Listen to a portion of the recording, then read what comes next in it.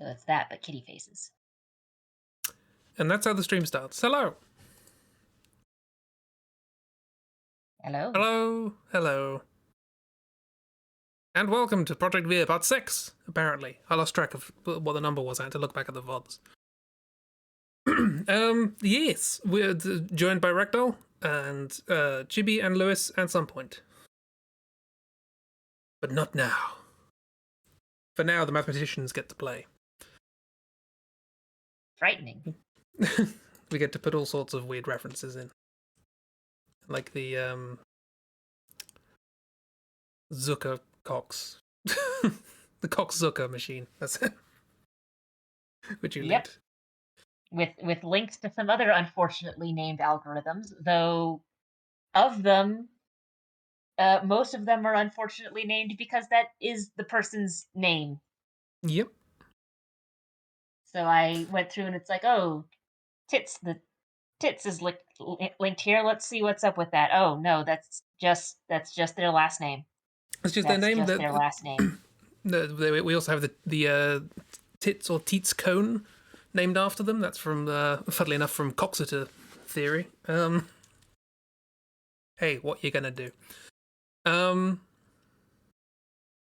Yes. We're already talking about maths. Let's go to the thing. Here is the thing. And let's get some Muzak, courtesy of Aid von Ziggy.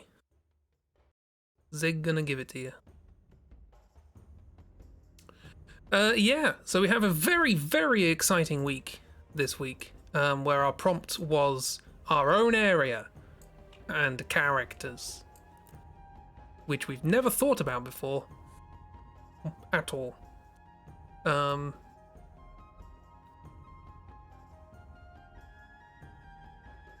Music might be a little bit loud.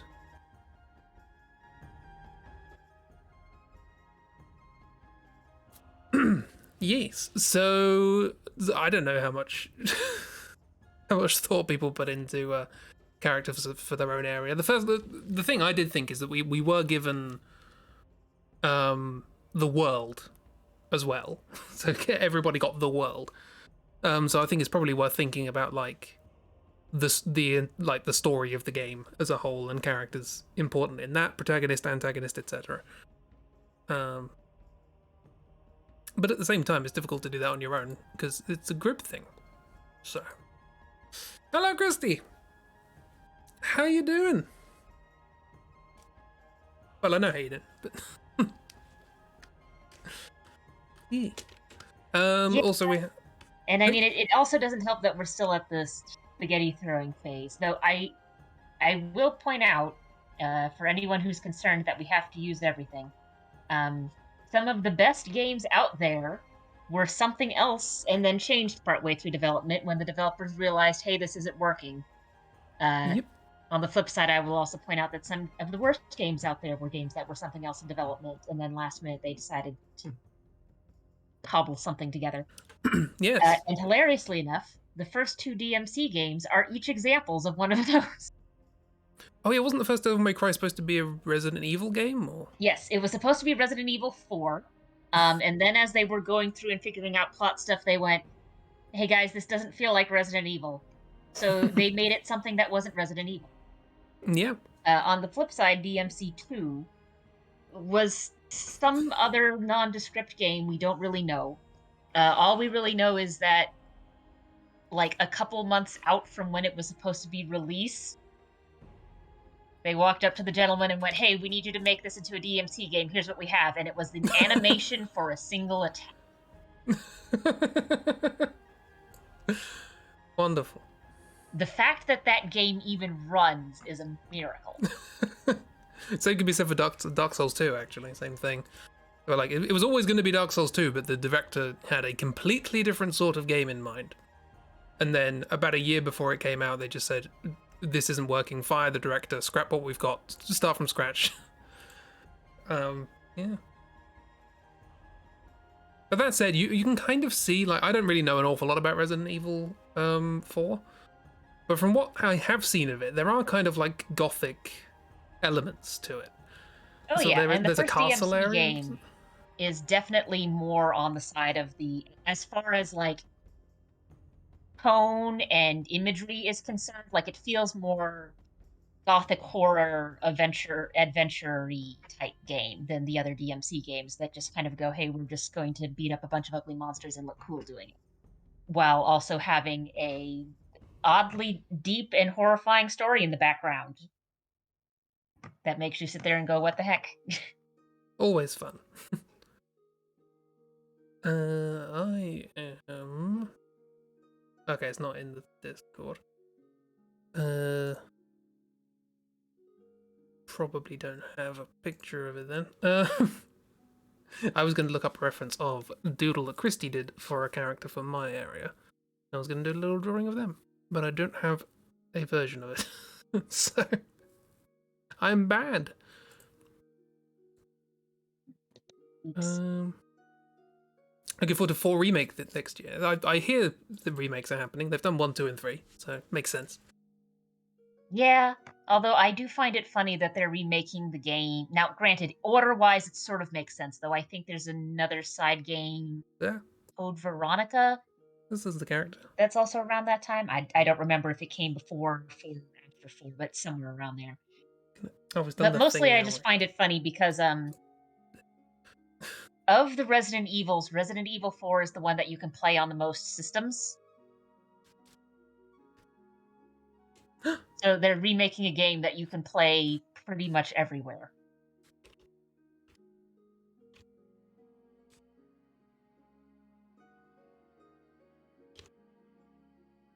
Hello. And Chibi is here.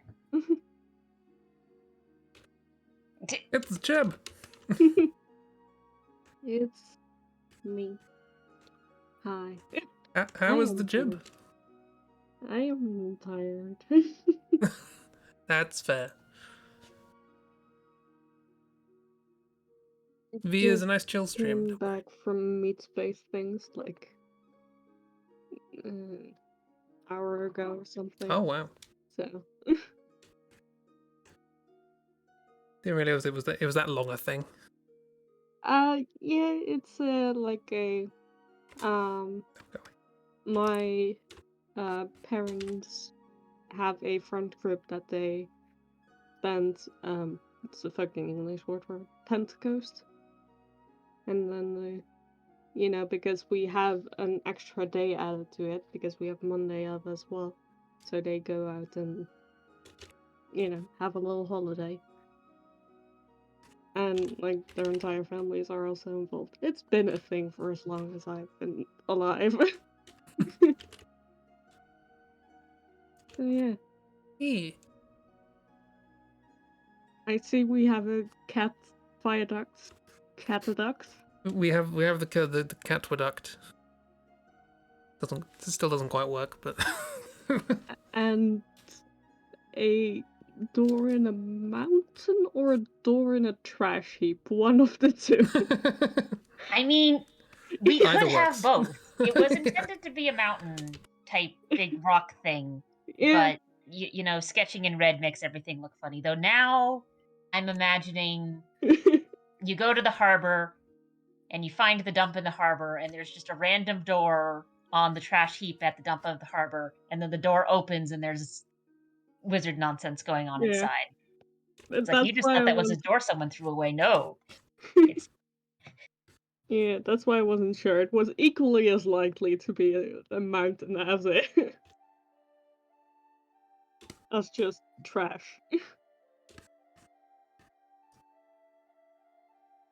Anyway, what were y'all talking about? I can't remember. What were we talking about? Oh no, we were talking about Resident Evil 4. Oh, Because obviously. right. That's the thing that's happening.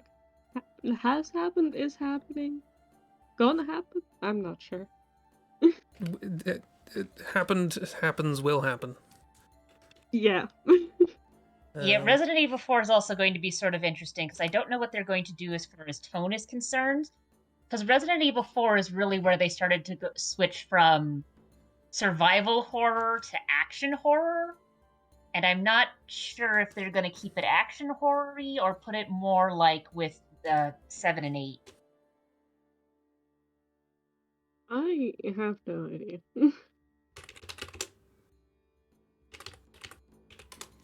8 was really the first time I've interacted with a Resident Evil game in any meaningful way. Mostly because I wanted to see what all the fuss was about. Well, you came in on a goofy one, so that's...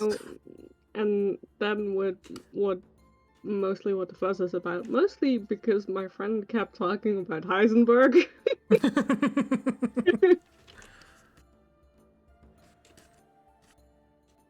So they basically be convinced fair, me to watch it's a the good gameplay.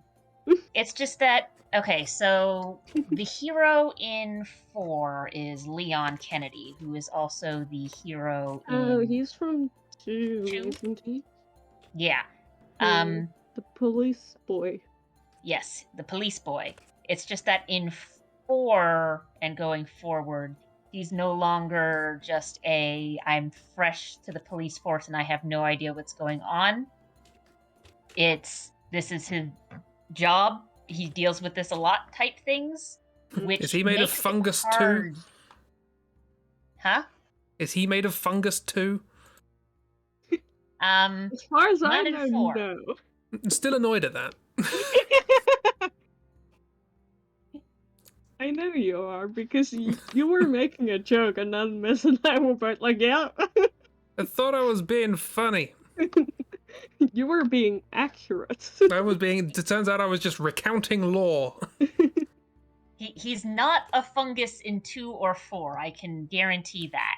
The storylines in 5 and 6 get weirder, and there is at least one cloning accident, semi-cloning accident, remaking to make a clone accident. Don't worry about it. That happens in 6, but no, in 4 he is not fungus. He's just he's gone from I have no idea what's going on, hello pretty lady in the basement who's definitely telling the truth and not a super secret spy agent who's lying 6 ways to Sunday. Please help me figure out what's going on. To I now work in a job that's specifically for dealing with this kind of crap, and I am done with all of this. Which is hard to do survival horror when you've got a competent hero. Yeah. You know, being... But I will say, the original 4 has some very funny dialogue banter back and forth between Leon and some of the enemies in there, which is another thing that makes hard to do survival horror when it's just kind of like we've got weird banter going on. You played 6 co-op as your first Resi game. You thought it was a semi-bad niche game. Well, I mean, to be fair, even Resident Evil fans will consider 6 to be a semi-bad niche game. It is true. Yeah, 6, 5, and 6, I think both have co-op. Though 6, it's story. There's like 3 different paths of story you can take. 2 of which have in narrative, there are 2 characters there, so you play as one, your partner plays as the other one. But the third one, lore-wise, there's only 1 character there, so player 2 just plays a random soldier dude following you around who can't interact with any of the puzzle components. Player 2 is, I'm also here. It's weird. There were choices made in that game. There were some choices made in that game. And I questioned some of them. That's fair.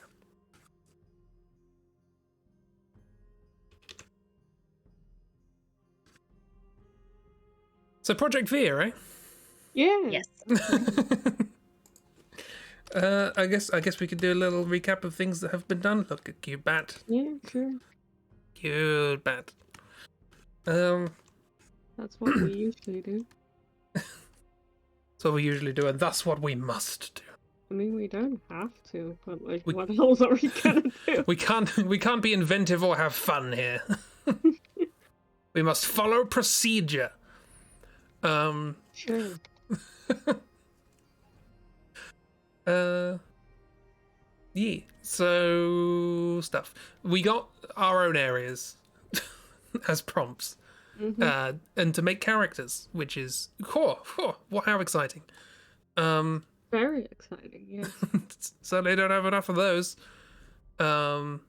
Tiniest bat yet? Look at the little bat. It's definitely very small. Chib is very good at bat. Is that a door on the leg of the viaduct underwater? Yes. Okay. You gotta Look. have doors everywhere. We gotta have at least one wizard in each area for lore dumps and just convenience for the player character. Yeah, exactly. So where are you gonna put it underwater? Well, let's just stick it in the leg of the viaduct. I feel like the game is going to advertise itself as being roguelike, but the only thing that's randomly generated is where doors are. Yes. Yeah, stuff, prompts. I don't know if anybody actually did anything for their area because there's lots of other cool things to do. But, Jib did some stuff on stream. Show that off. Yes. There is some stuff. We have a snake, an innkeeper or something. Yeah, innkeeper. Snake They do innkeeper. look a lot like just a cleaner. No, they run the place. But they do run the place, yes. Yeah, they also clean, but No, they As part of slither running the the place. place. They're not running anywhere. exactly. Yes. And they will have none of your hand jokes, giving them a hand, etc. Thank you very much. Absolutely not. Get out of here. We also, Chibi, explored, because Chibi has the cave, naturally, and the question comes up of, hey, you made a bat character, did the bats live in the cave? And so we had some other bat friends, including the little potato? Potato. Cute Yes. little potato. Little potato. And a bat inventor who makes a gliding suit for the main character. So we have MacGuffins. Yes. Yes. The ears are very important to the gliding. Very, very important. You cannot. The gliding does not function without the ears attached. Exactly. We have very important characters. Just a little guy and just a littler guy. Very important. So important. I'm not entirely sure what the fidelity is of just a littler guy on screen at the moment, but. And we also have Sir Legault, who is the worst archaeologist. Yeah. Because it's just pillager, basically. I mean, yeah. Archaeology is pillaging for the gentrified. I mean, yes. I mean, yield archaeology, definitely. Yeah. There have been like, improvements. The early signs of archaeology, science in quotation marks, because in the beginning it wasn't very much a science because they just took things. I mean, that's Archaeologists now do say that, yeah, that wasn't great. That was really bad, actually. And also, it didn't help us at all because now things are all over the place with no dates or locations attached. Yeah. And it's all Sir Legault's fault. It's all Sir Legault's fault. Also, I don't know why I've been looking at this. I watched the stream that this was made. Mm-hmm. It's taken me this long to realize that's a nose. I don't know why I thought it was a monocle in the middle of the face. I don't know why you thought that either. Could have. Don't know. Could have been worse. I could have thought the cravat was a tongue. Oh, now I'm not going to be able to unsee that. Yeah. Thanks, Chris. Look, I'm bad. Yee. So that was cool chip stuff. Yeah. What else do we have? Well, we showed this off. This was made during the stream last time. This was Christie's staff, little render of a staff that they did off stream. You can't really see it that level of quality on the stream. Unfortunately, Discord does not want to make it any bigger because Discord.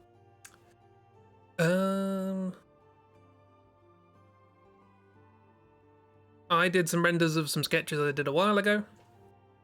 So I did on stream. Ooh, big. Oh god, now it won't. Small. Thank you. Yes, this was Wizard for the viaduct. Travels there along. What do we call them? Thing? He had a punny name, Probably. and I think it had something to do with spectacles. Oh, the something. It's on the tip of my tongue. Unfortunately, the file It is named had after. to do with telescopes. No, I've lost it. Now, time to scrub through that VOD to see what jokes were in the chat. We have the VOD. It's fine. According to my the name of this file, his name is Strim whatever. Because I didn't know what I was going to draw before the stream started, and I needed to save the file. Because I'm bad.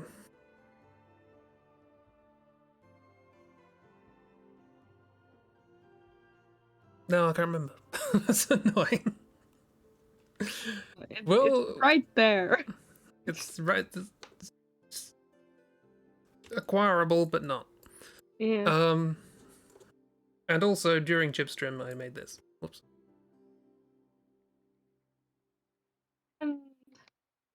Sweet little tree friend. This is Robot for Kiro's Zone. I doodled them during the stream a while ago, and there's a little render of them. I've giving them the imaginative name Stump at the moment, but that's subject to change. But then again, so was Sal, Todd, and Axel, and the only change we made there was permuting the names around. Because it's funny. Because it's funny. What if humor? What if humor, indeed. But yeah, beyond that, in terms of character, not a lot going on. I just... Yeah. I feel like in order to add more characters that aren't just merchants at this point, we do need to know a little bit more about the story and where it's going. Yeah, probably. That was like the problem I ran into. Like, what else is there? What else is there? I don't know. What What are else? NPCs? I mean, all things considered, if the main plot has to do with something weird going on with life and death, it might be the case that like most people have no idea what's going on. Well, yeah, but they might be able to be helpful in some ways. Yeah, true. Inadvertently helpful characters are always good. And then they can be frustrating because they won't give you the thing that is vitally important for saving the Earth because they need it to prop up their bookshelf or something. And they don't believe you that literal life and death hangs in the balance. Because you are nameless, faceless protagonist. Not actually faceless. But... Well, there may be. I mean, we could be faceless for all we know. Could be. You have a main character with a cool mask instead of a face.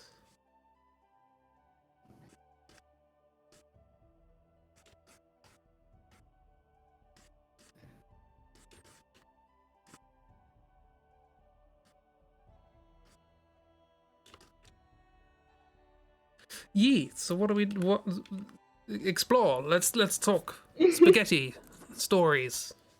Right, spaghetti. Spaghetti time. Chibi, you have a lot of energy. Go. Yeah. I don't even know what to talk about. uh, So what is I guess a good place to start would be something going weird with life and death. yeah. What is? So there's a couple of different ways we could go about this, but I think the big obvious one is just someone's making an immortality bid. If we're going with this whole idea of there are cycles, there was an old world, it has died, a new world is sort of building itself up in the remains, and someone or someones does not like that idea and is trying to become immortal and is doing that by stealing from life and death in quite literal sense. Like, sort of like with what you've got going on. Well, actually, sort of what's going on in Dark Souls 1 in a sense, where it's like we're trying to perpetuate this thing that shouldn't keep going, it just needs to end. Yeah. So, Or does someone trying it? to perpetuate themselves in such a way. But if we do that, we will need to figure out how that interacts with the armor spirit things that Lewis has in Well, his they lovely are city. good. They are good demonstrations of like things that should have moved on but haven't. And yeah. you know, everything's going great there. Sure, definitely. Everything's going just fine. I feel like I mean, Lewis's area is a good candidate to have the antagonist in. I think it yeah, fits. definitely. Like, if it isn't already, like, one of the people just living there, they, like, the main villain has definitely, like, built their base there. Like, that's such a, like, Yeah. The villain, Flying like, City is also an area where there's some good candidacies for. yeah, If not, here's where the big bad is. There's some major things going on there because with what yeah. Dark has, with like, hey, there's some fuckery going on of like playing God, as it were, I mean, things getting squished together. just in general, like, that whole war between, like, factions of, like, races, like, once divided and, like, slaves and whatever. That's just, like, also just a thing that needs to, like, end, in a sense. Like, Yeah. it's not literal death. I mean, it is in, like, the case of, like, the Golden City, where these people have died, and now they're still being massive assholes. But also just, like, this idea of, like, time isn't, like, really moving? Like, does that make sense? Like, yeah. The it isn't stagnation is. really going on until whatever the protagonist needs to do happens. And then, like, everything, like, gets, like, there's, like, a cutoff point of, like, okay, now everything can continue without it, like, looping again in a weird way. Not Yeah, literally there's looping, but, like, like different areas seem to have different levels of stagnation going on, or at the very least, like hanging on. So, like the harbor is obviously a new area. So this is yeah, something that has been built up by whatever communities we have, whatever races we have after whatever previous calamity we had happened. The Golden City in the mountains, there's obviously a lot of stagnation going on there because we've got these very literal clinging on to sort of past glories going on. yeah, The Flying City, there's also seems to be a lot of clinging on to past aspects or past power or just clinging on to a thing because it's like, hey, this is sort of profitable. I can use this for power and whatnot, sort of like with what you've got in Bioshock. It's like sunk cost fallacy. Oh, we have this flying city. I want it. It's mine. We're going to fight over it. And then you've got areas like the forests and the caves where there's stuff here. Nobody's really using it. It just exists. I mean, you've got like little bits and pieces that'll sometimes get incorporated, but it's like, yeah, okay, whatever. There's some ruins here. Sure. I I'm going to mean, go to the market and get some eggs. You want to come with? I mean, mostly with the caves, and I assume the abyss as well, because I imagine the abyss to be like a very, like, it's the ocean. It's gonna be fluctuating all the time, essentially. And for the forest, is like, on the outside you have these people who are just, moving on with their lives, but on the inside you have this, like, what the fuck is going on? Like, stuck in the past, but not really, but yes, but maybe. But also, nobody touches that. But also nobody touches that, but maybe it should move on, maybe there's, like, a thing there. And then you have the viaduct, where it's this old thing, but nobody really knows what it is. It's just convenient to walk on it across the ocean instead of taking a boat. Yeah.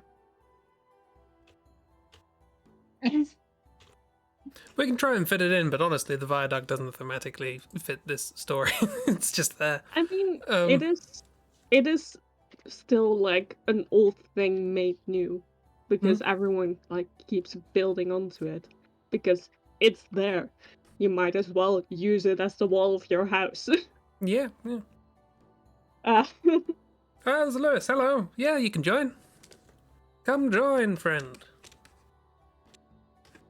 And also, if we've got this thing where it's like island things going on, it's like, okay, you can either take the boat, or you can take your cart and just walk across the viaduct. Might take longer, but then you don't have to get a boat.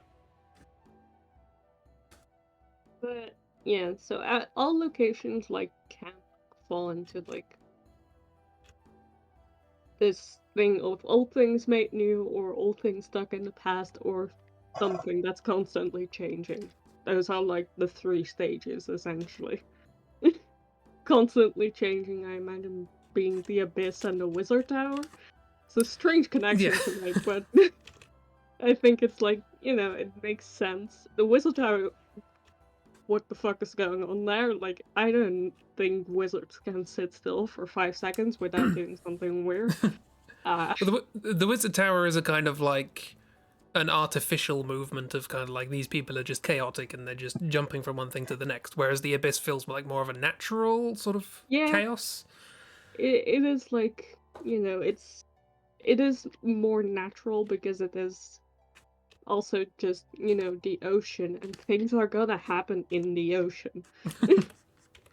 You Like can't really narwhals. escape that. Yeah, that's actually one thing we've got going on, like in the real world, whenever you're dealing with shipwrecks. It's being destroyed one way or the other. So like Titanic, the Titanic shipwreck is falling apart and degrading because that's what happens when you're in the ocean. Yeah. It's very much like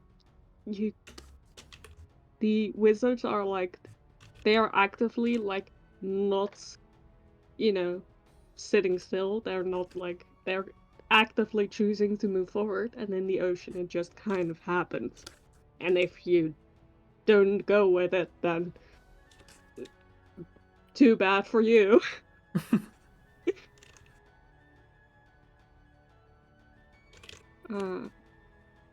Ah. Lewis.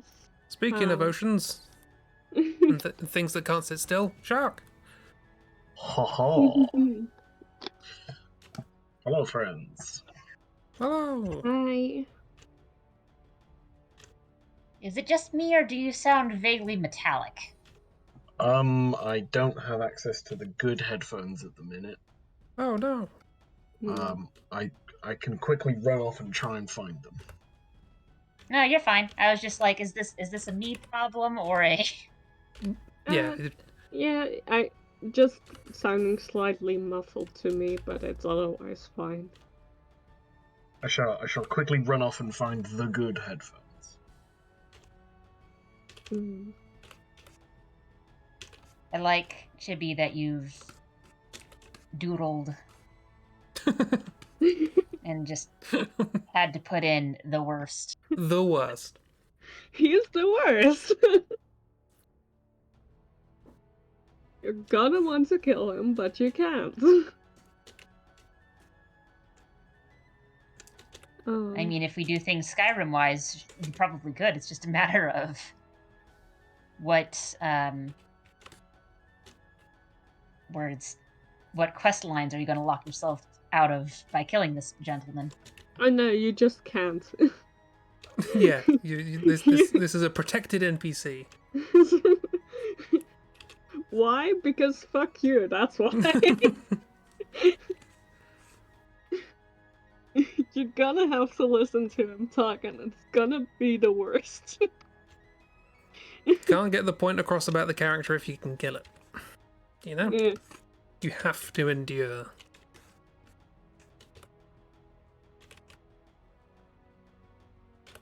It also pops up in the loading screens like all over the place. It's, you know, just as an extra reminder that you will never escape him. It comes up in a tooltip. It's just his face with "he's still here." He's still here. And that's it. That's the tooltip. Comes up in a tooltip. You can, you can give Sir Legault all your money, and in result, And then the sentence just ends there. yeah. Nothing else.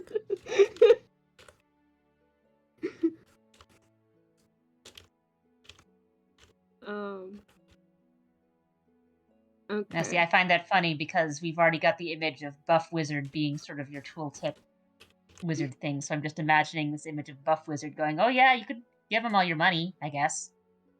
He's a very punchable face. Yeah.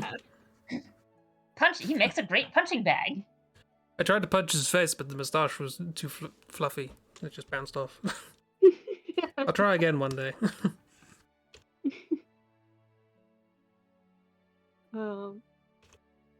Okay.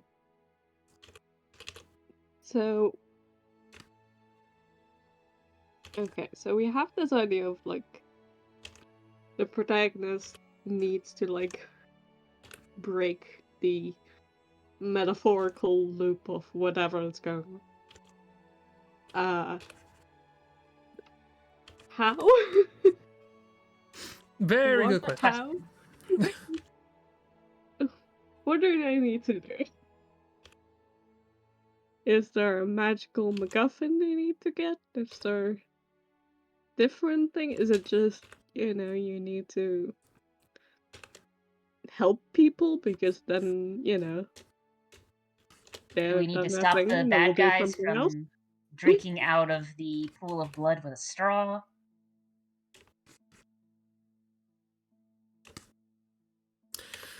I guess it's difficult to know how to stop something when you don't know what it is yet. Yeah, that's also true. Like, what is causing this metaphorical loop, which I'll continue calling it because I don't know what else to call it. It's a fair thing to call it. What is causing it? Who is causing it? Why? I mean, I assume the answer to the question of why is just because it gives them power, or you know, it gives them wealth. You know, a very simple thing. Very simple bad guy with a very complicated plan. Because why not? Always a good combination. I want money. How will you do that? I will stop time. Yeah, they defaulted on a small loan and their solution just sort of had more and more caveats added to it until eventually they're interfering with the passing on of souls. How do I sound now? Ah, suave. Sound good. Huzzah! Huzzah. That's just a shark. It's me with the decent headset. Yay.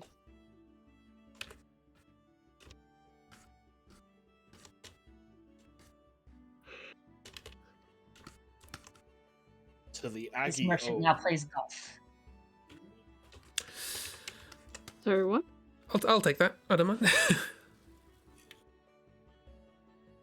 I'm pleased with the face. Doesn't look an awful lot like what Christy drew, but I think I got the spirit. Yeah. You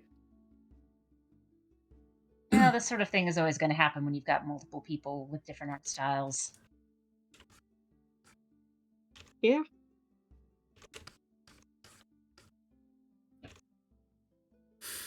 Okay. Right, so are we going to go down the route of actually having an antagonist then? I guess so. Because most games do. I just wanted to put I the put option out there baddies of in. like, you know, we can have, you know, bosses and enemies and all that sort of stuff without necessarily having an antagonist. Oh, Um, an antagonist or baddies? I haven't got an antagonist, I've just got baddies. Oh, Yeah. there's always baddies. There's always baddies. We all have What baddies. if the overbearing authority figure was bad? I know. Revolutionary. But most of my thoughts were about a character who essentially was a door. What? You Hold have to on. elaborate on that. Well, I had an idea of like who's actually going to work for baddies, but an overbearing authoritarian governmental figure who controls and they're like, yeah, do what we say. And then I figured it would probably be someone who literally can't leave. So I had I was writing down about, say, just a military figure who is quote unquote rewarded for efforts in putting down a civil uprising. His reward is being transferred from one body of armor into a new one, which is essentially the top half. So imagine like the top half of a suit of armor just mounted within a solid gate. So it looks Oh. beautiful. So it looks beautiful and it's fantastic, and it's the gate to the tower that the council reside in, and he's the first line of defense, and he controls the door, but he can't ever move. Mm, So it's a quote unquote reward. yeah. That's a really cool idea. So yeah, that was just my thoughts on like who do you get that actually supports them. It's like, I know, what if he just literally couldn't leave for several hundred years? So the player characters at some point gonna have to figure out how to get past that door / gate. Yeah. But luckily we Also, have a Or wingsuit. that's one of the two. Yeah, that too. What I figured to get around that, because I was like, I know there's some flying in his somewhere. Like I said that like the Golden City was so ridiculously high you can't see the top, and I was like, well, wingsuits can only, you need a bit of wind for that. Yeah. So what if it's just so high that like wind currents sort of drop out? Or it becomes like two winds, as it were. Because the higher you go, if you don't have anything that's like, if you don't have any wind breaks around, Mhm. it turns out wind goes pretty fast. It does. Gets So if wind- you're in a big open area without any wind breaks and you're fairly high up, you're going to get blown over. Yes. So maybe like a downward wind, being like, stop that. I mean, Because- from a game Yeah, design I point, the don't- wind just has to be blowing the other way. Yes. I don't imagine you have areas large enough where this is a thing, but here in the States, in the plains areas, which are fairly high up elevation-wise, all things considered, it's just they're very flat. Farmers and whatnot will put in what are called windbreaks, which is essentially just a line of trees, usually evergreens of some sort, just put in a line. And the reason why you do that is because otherwise the wind will blow through and just take everything. I mean, we have wind-breaking trees. But not because like there's a lot of land or anything, but we're the Netherlands is very flat. That's not an exaggeration. You can see very, very far in some parts of the Netherlands because it's just so flat. So wind is gonna go through that. If you there's like no natural thing that will stop it if you don't put in windbreaks. Yeah, you have to put in artificial ones if you don't have any natural ones. Yeah. Yeah, so I was just thinking, like I don't know. My first instinct was like, you know, at the start of Return of the Jedi, the door that C-3PO and like R2-D2 goes up to. No. Vaguely. Like, obviously, it's not a door; it's a big ass gate that's basically a solid wall that slowly opens by either rising or falling. Because why would you make a single door when you could make something a lot bigger?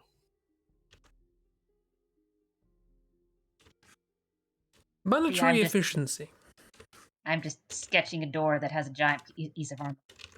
Yeah, well, the vibe I'm trying to get past here is efficiency's not the thing. It's not. No. You're saying these people don't appreciate minimalism?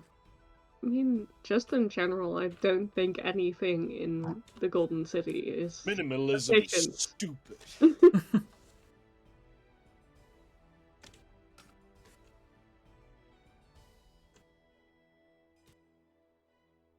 Yeah. This merchant sells pots and or soup. Nice. I don't know if that's what Christy had in mind, but I mean, that's what I've drawn. Pots that come with soup in.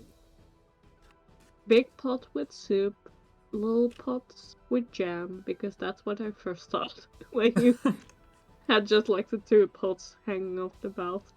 It's like, oh, he's carrying jam. Because that makes sense. Yeah, I guess. why not? But also soup, yay. Also, how is the soup not pouring out of this? It is. It's just like That's a how. trail of soup.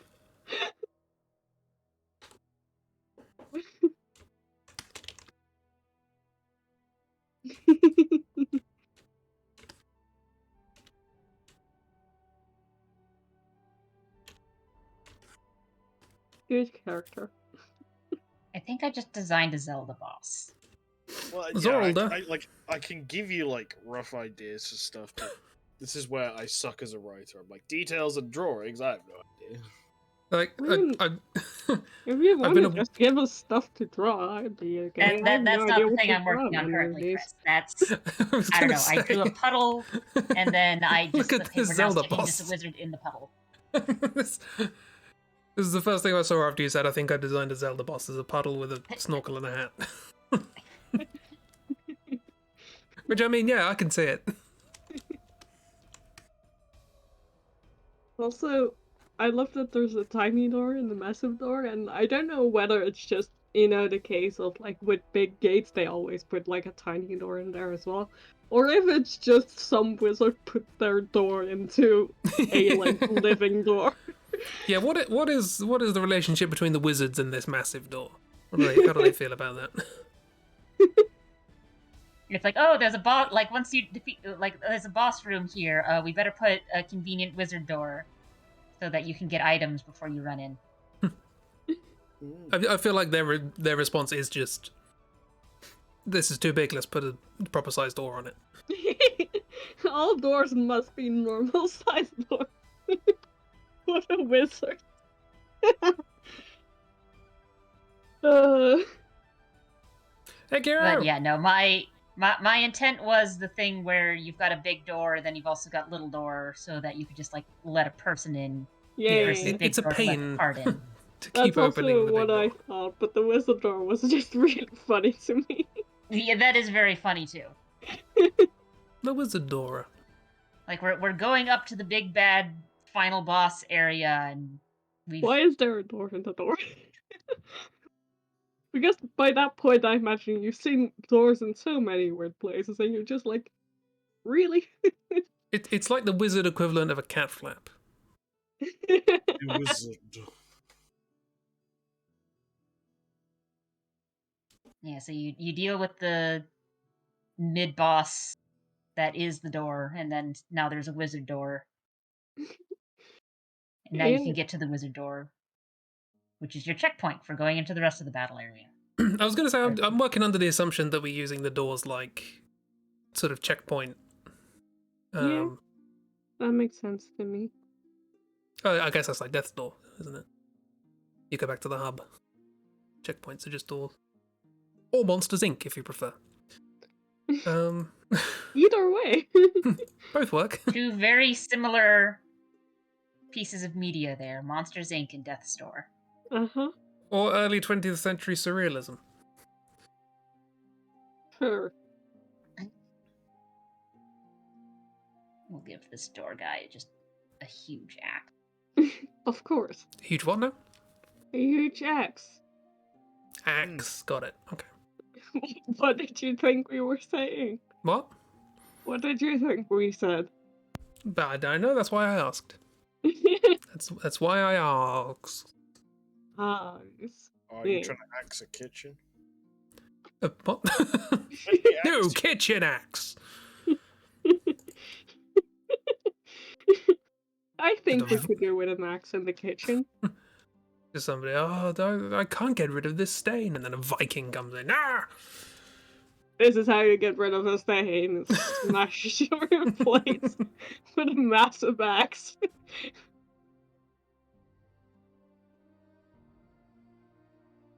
No, I'm glad we can help Christy. Bubble butt door. Okay, I'm not glad we can help. I rescind that.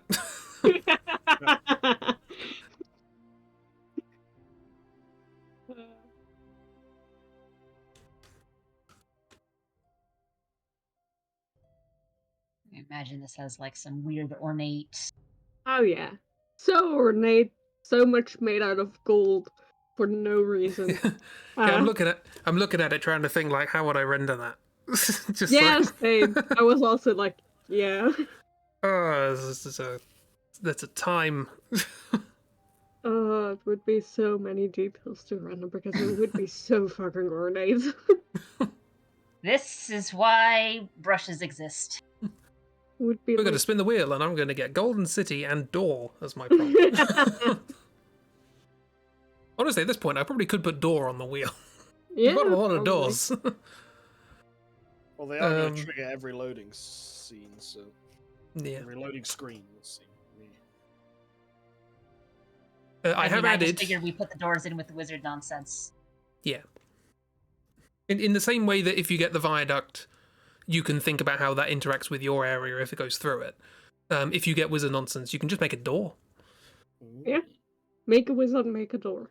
Make your area's door. Or make a door for your area. Yeah. Yes, I mean, we I already have have a wizard added. who currently doesn't have a door. And I do wonder where we're going to put him. What? Well, Kiro has designed a wizard, Oh, yeah. Oh yeah.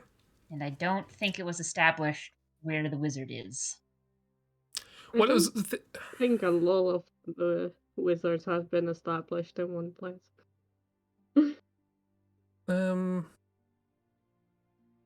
I mean, some of them can just be in the tower. You know, we have a tower. Yeah. There are going to be Yeah. wizards in there.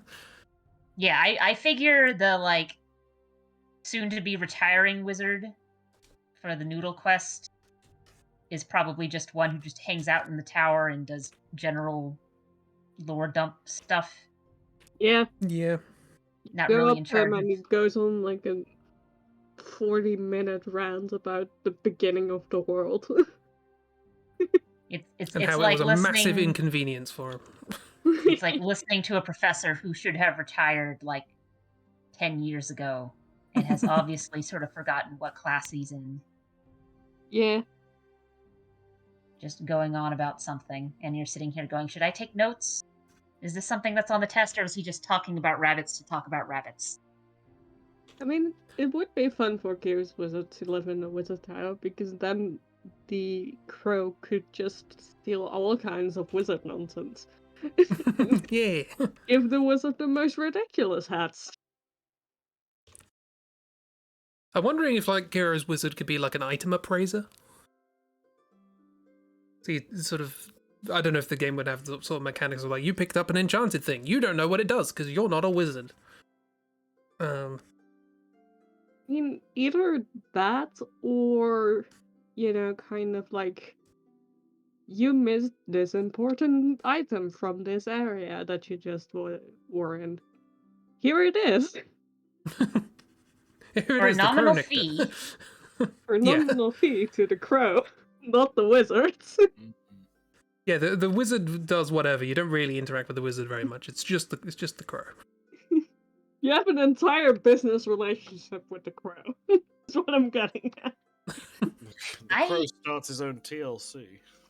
I sort of like that in a sense, because one thing that always sort of frustrates me is content, like important items and content that you can easily miss.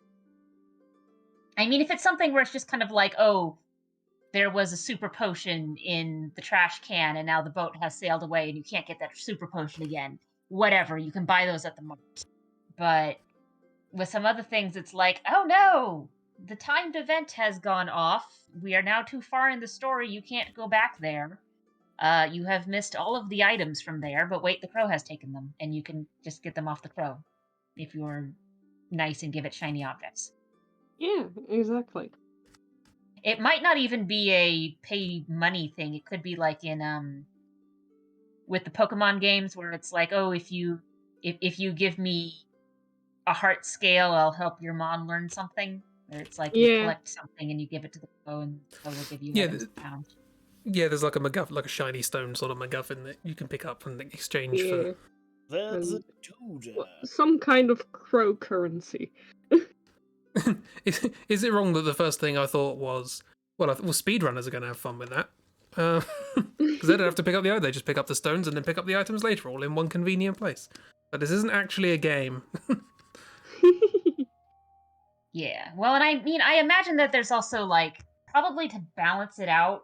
There's probably like some give and take, where some things will cost more shiny stones than others, and there's probably not enough shiny stones for you to be able to buy every single thing. I mean, you just could potentially in general, miss. if you're like trying to miss things on purpose, like Chris said with the speedrunners, like if you're trying to miss things on purpose because you're gonna be able to get them from the crow later anyway, then you're not gonna have enough for sure. Because guess what? The very, very good armor set that you missed still costs a lot because it's very shiny and the crow loves it. Also, maybe it's a thing where these MacGuffins, they like spawn gradually over time. So that basically the faster you blitz through it, the fewer you can pick up. This is essentially just a tool for people who like want to find the thing but didn't. So Yes. they're still spending time looking for stuff. But also, yes, if this was an actual game mechanic, I'm sure speedrunners would. They'll find a way to exploit it. That's what they do. Oh yeah, for sure. For sure, Gordon. God. Yeah, I'm pretty sure this door is just a Wind Waker boss.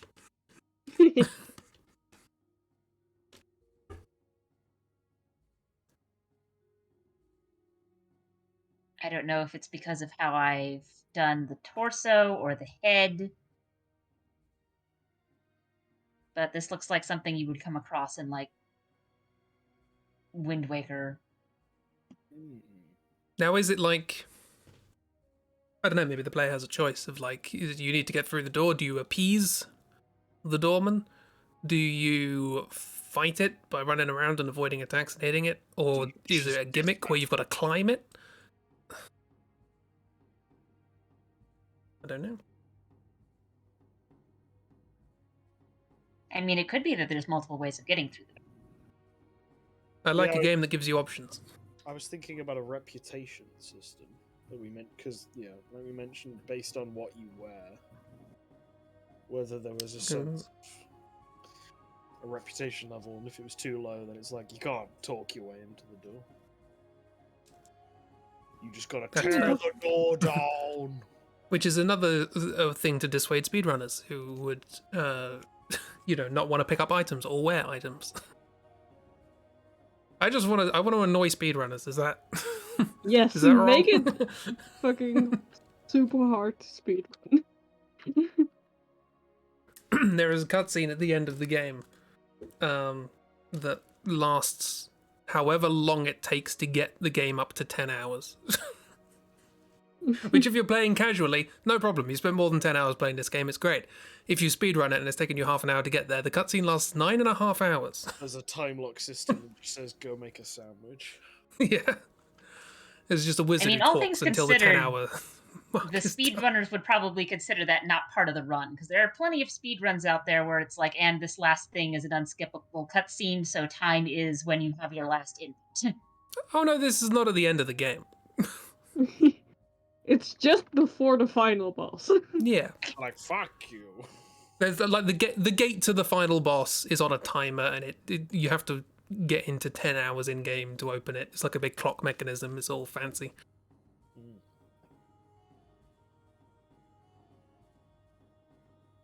I don't know what I got it in for speedrunners. Just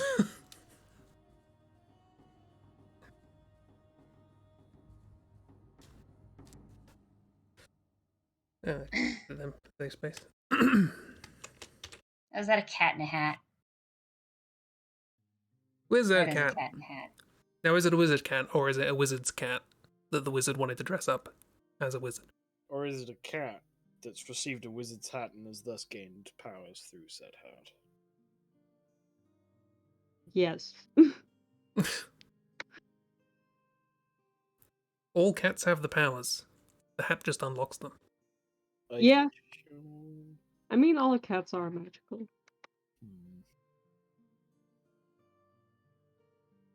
Pretty sure I read a book series where that was a thing.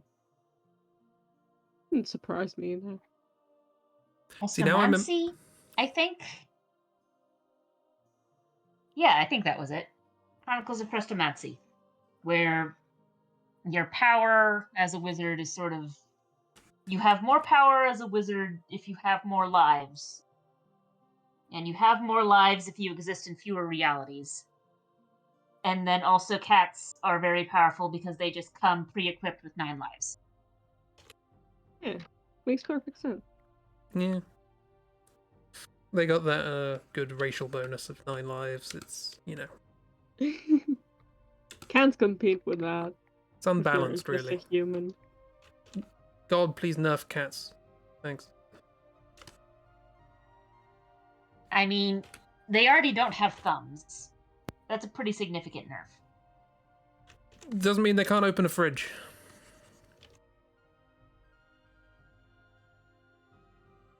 My cat's good Has anyway. Kiki opened your fridge before? Kiki doesn't have to. Kiki can just meow so much that you will open it for her. Kiki would not sully her paws with menial work. That's what we're for. Our previous cat, on the other hand, could open front door, back door, fridge, curtains, your shoulders, everything. Wonderful. You know, one of these things doesn't sound like something that generally opens. That's when he wanted to climb up on it.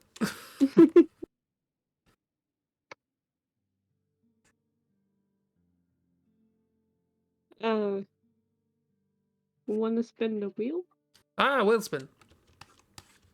Time for wheel spinning, which is a metaphor for not going anywhere, right? That's not what I mean. I have modified the wheel. Egads. Egads, Oh. indeed. Yes, I have added a prompt, which I forgot to add when we first made it, even though I did write it down, Dora, which is flora and fauna. Dora so like and Flora. Flora the Explorer. Yes, so that's on there now. Also, there might be a bug. I'm not sure yet. I haven't had time to test it. But there might be a possibility where the wheel shows one prompt, but it says another. Is one of the wheel prompts we have to make our own bugs? What? For the bugs in the game? Or... We're going to, on purpose, make this not work right. We just design what? Yeah. So it's like, if you could put a bug into the game, what would you have it do? I imagine there's some fun outer bounds you could do in the wizard tower. Definitely. But that's on purpose. Yeah. There's just a spell that does that. Yeah, so there might be a thing where if we hit the side of one of the prompts, it actually says the next one along. I'm not sure about that. So I'm just going to, if there is that bug, we're just going to say whatever name pops up, ignore the wheel. That's what we're going with. The name should be consistent, the wheel might not be. We'll see. Also, yeah, we have the flora and fauna here, which is represented by a frog with a flower on its head. I had to make a picture for it about half an hour before the stream started, and that's what came to mind. It looks like a crazy wig.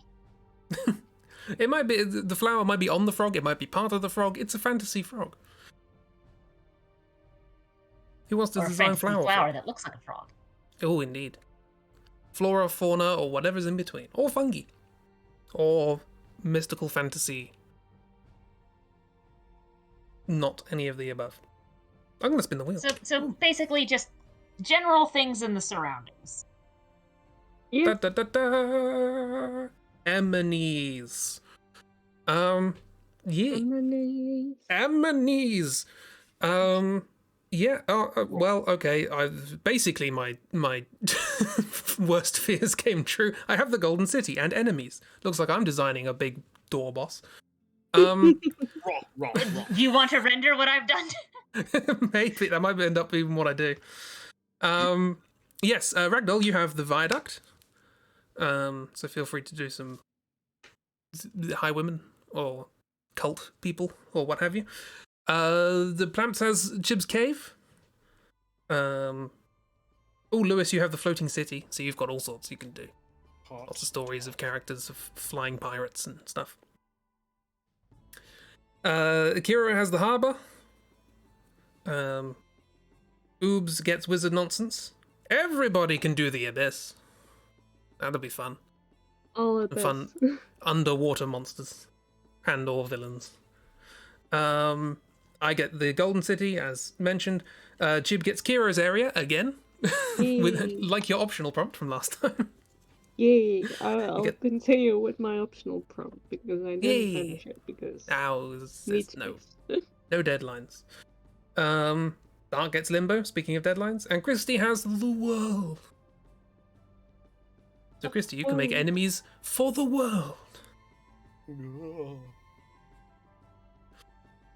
Also known as whatever you want, whatever you like. Do whatever the fuck you want. That's what the world is. It's either that or, you know,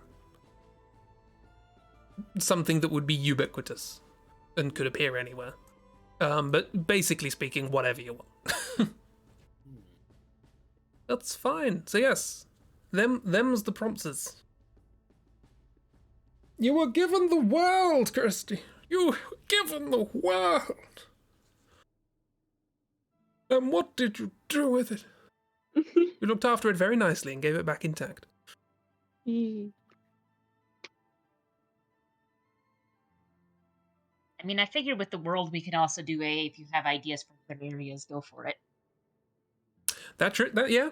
You could theoretically just have more areas. We have 10, but no reason we can't have more. We need somewhere to put more merchants. Put them in the corner, they'll be fine. You go over there. Yeah, let's hop on back. Okay, right, this door thing then. Or, Swing. other stuff. There's plenty of. Why am I? When? At what point did I say something that my closed captions would assume I said Asda? So, did you say something like that? That's Asda price. Ching ching. Okay.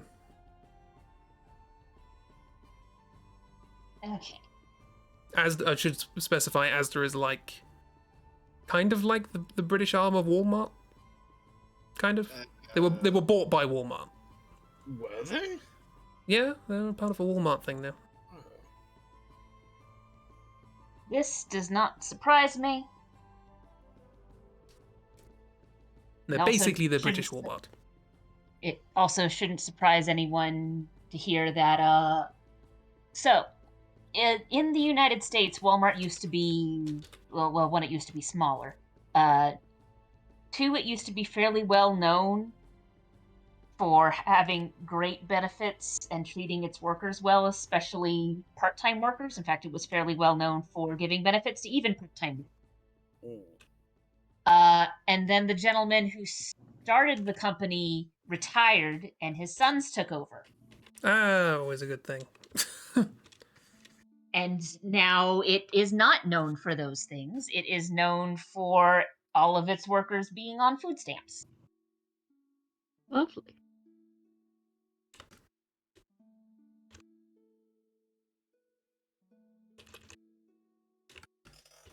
I need to research Dark's World.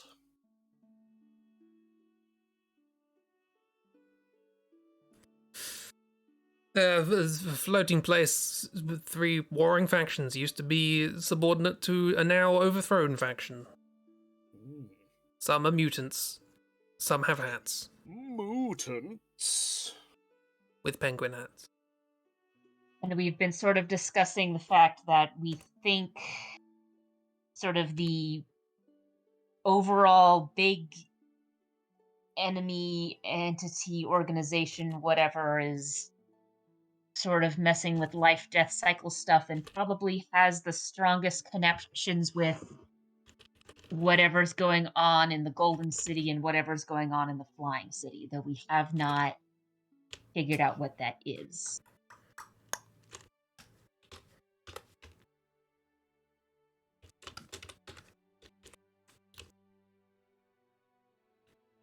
I'm going to shrink this door so that I have movement.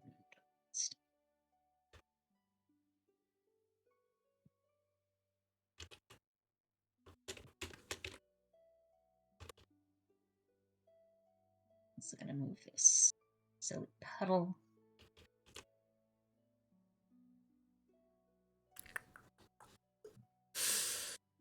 I want to get up the little visual reference that Lewis made for his area. Got a couple of little images that I recall, but I do not recall them well enough to be designing things with it.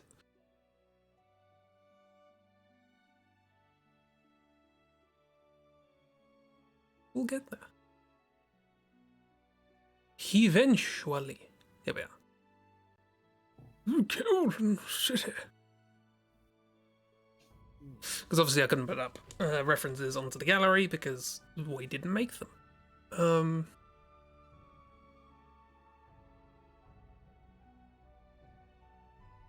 I'm trying to integrate. This is a slightly tricky thing of trying to integrate this kind of sleek, metallic, sort of sci-fi fantasy-esque armor with architecture.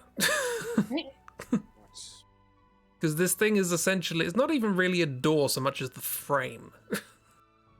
Yeah, well, you could go for like a more traditional just plate armor, potentially. And just like No, it can work. It's just not a style I'm used to working in, which means it's a challenge. You know how Chris feels about challenges. Oh, and speaking of things sort of mixing together, so Ooh.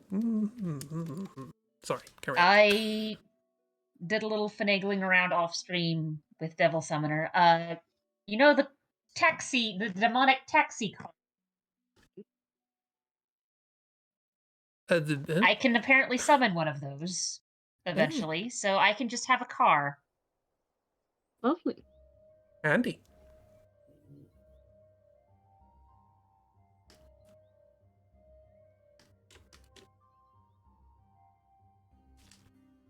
And yes, Chibi, if you ever do go and watch the VODs, that is something that has happened.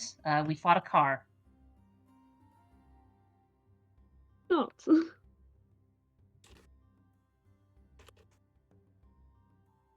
Let's see. Viaduct enemies. I need to mess around with shapes for this. Now, maybe it's just because of the raft videos, but I have a feeling part of the thing you have to deal with on top of the viaduct, at least, is just very annoying birds.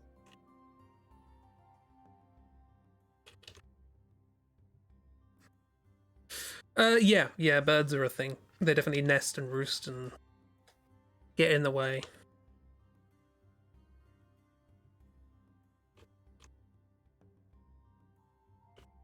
So the temptation of trying to make this thing symmetrical other than the entity is fighting against my temptation to make this just the most weirdly mishmashy gilded monstrosity. I feel like actually I'm not gonna. This is a bad way to start doing this. Let's look at what else is going on. Ooh, this has happened. What? Look at this, friend.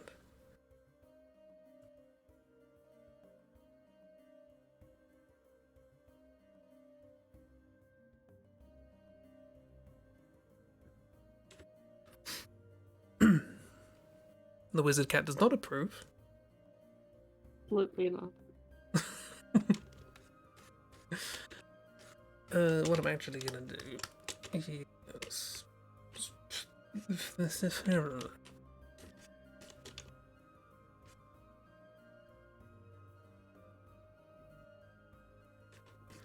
mess around with shapes. See what comes out looking good.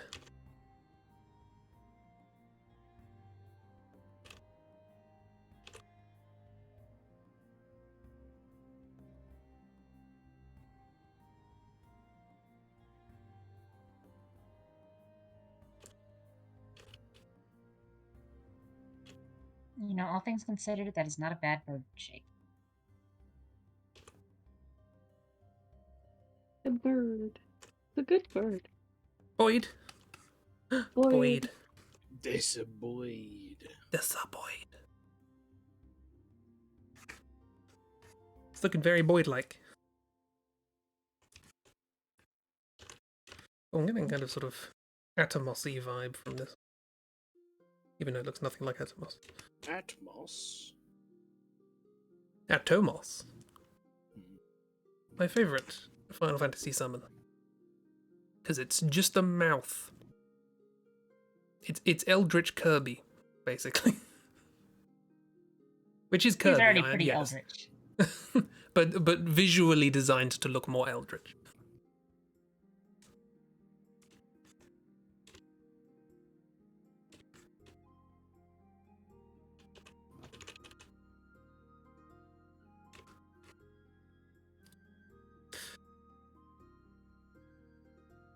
Anyway, for my enemies for Kira's Zone, I'm just trying to make more like enemies you just fight there.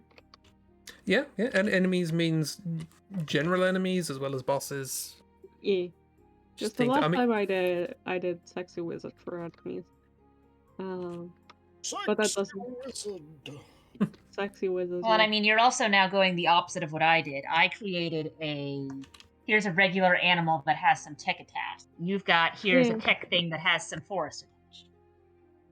Yeah, that's also what I wanted to do. Just like, because you made the like boar with a shield, and now I just want something that's just really like, definitely tech. And someone made this tech, and now there is a bush on it. This one has a little flower.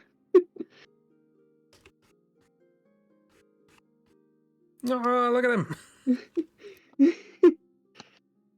What do you mean, enemy? But they will fight you.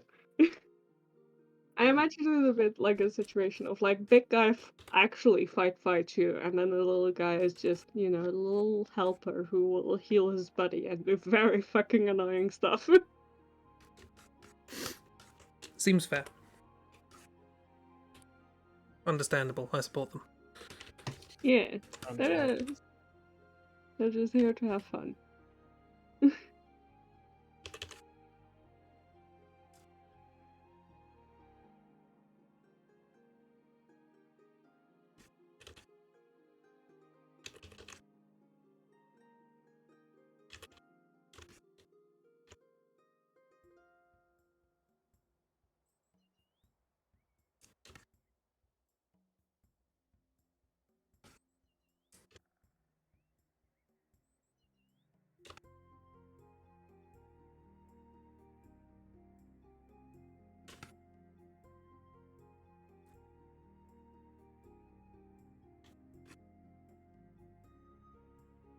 I think that scale actually does work there. You've got a giant bird that's about to dive bomb you and eat your lunch. Nom nom. Yeah. Gotta eat your stuff. Is it?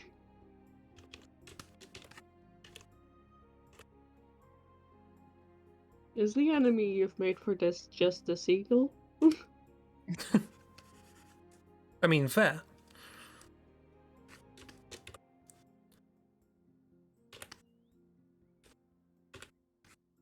I mean, I think it works. Sometimes you Yeah. don't need enemies that are big impressive. Sometimes you just need something that it's like, that's annoying. That's a seagull. Oh shit. Yeah, that's definitely a seagull. Go away! I mean, you do have those like annoying enemies that you don't really fight, but they just kind of peck at you. In some games, at least. I'm thinking it's kind of like with the keys in Zelda, where it's like they mostly just sort of fly around, and the main reason they're annoying is because they fly around Yeah. and then dive bomb you and then fly away. And it's like my little arms can only go so far, and also shooting arrows is annoying.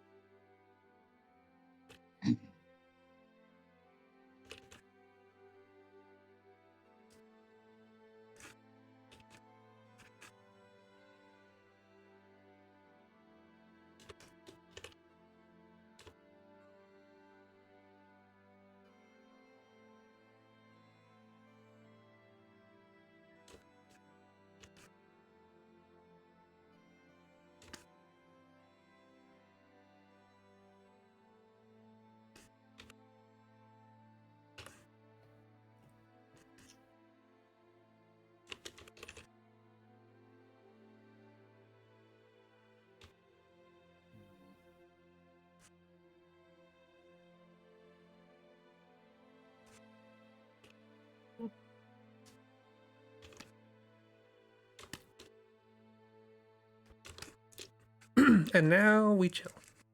Because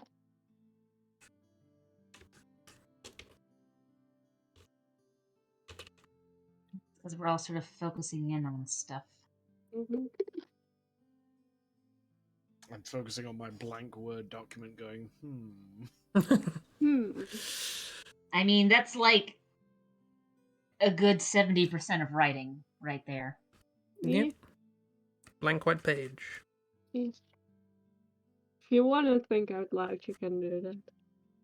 If you don't, that's also fine. Put just a tiny little flower on top of that little friend. Yeah. That's cute. Also, the cat has a wizard, has a little wand next to it. Yeah. It sure does. Which is also cute.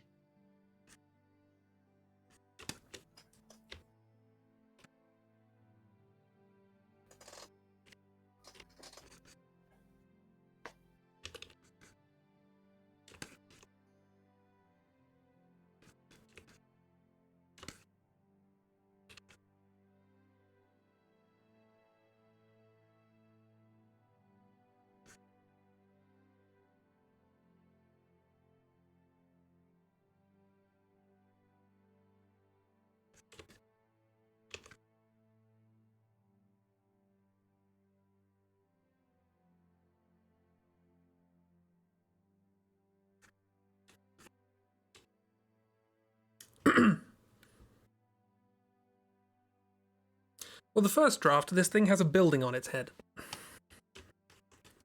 It's quite big.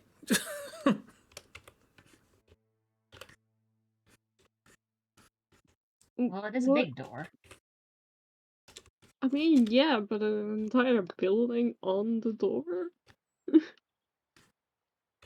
This is a Shadow of the Colossus sort of thing. Mm. It was a big promotion, you know? Yeah.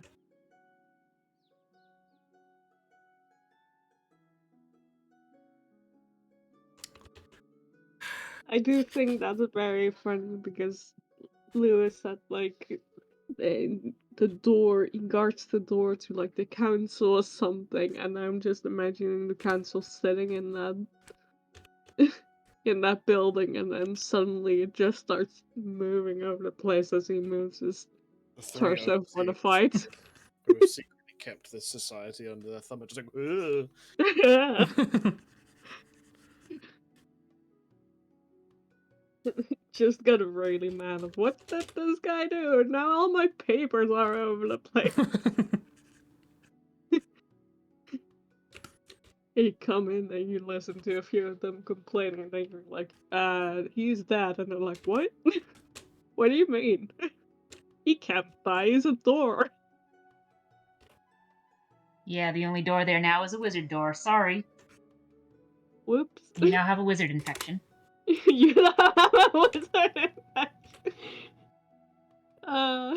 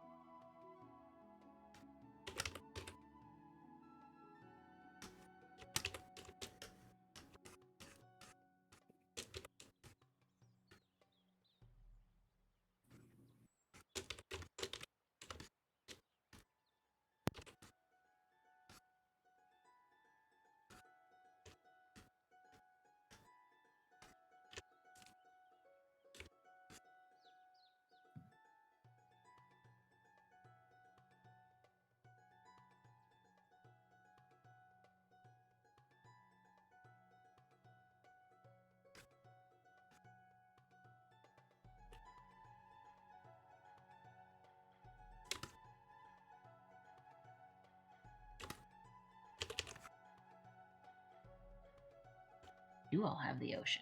Right. Yes. We have the You can abyss. design weird things. yeah.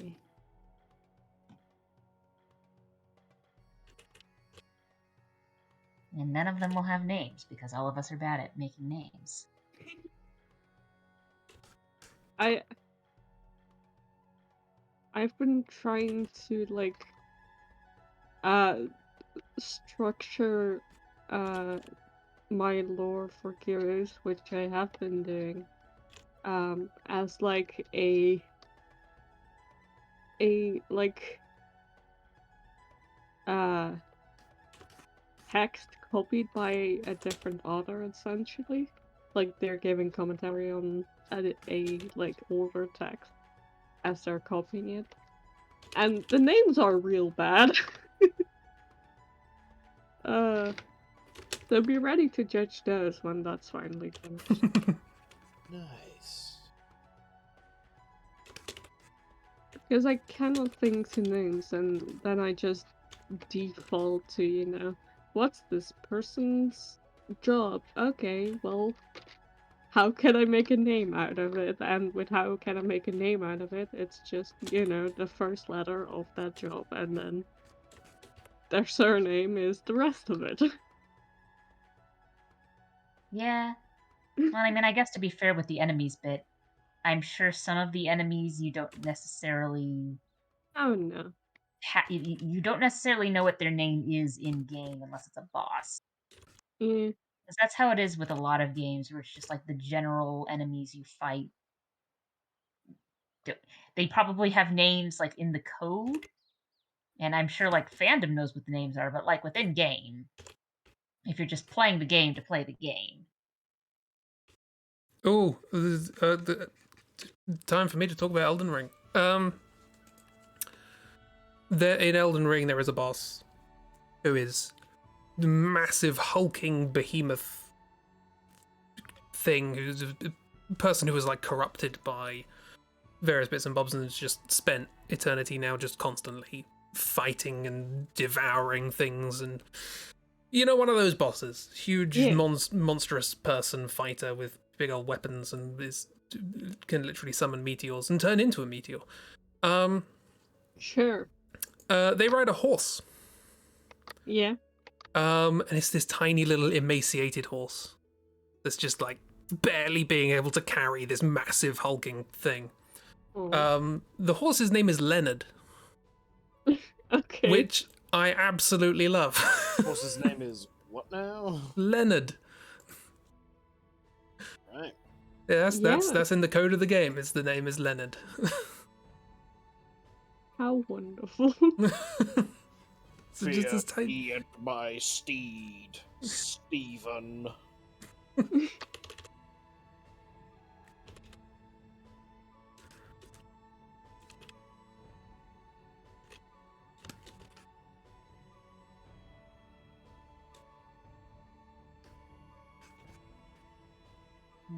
think it would be funny to have a wishy-washy situation.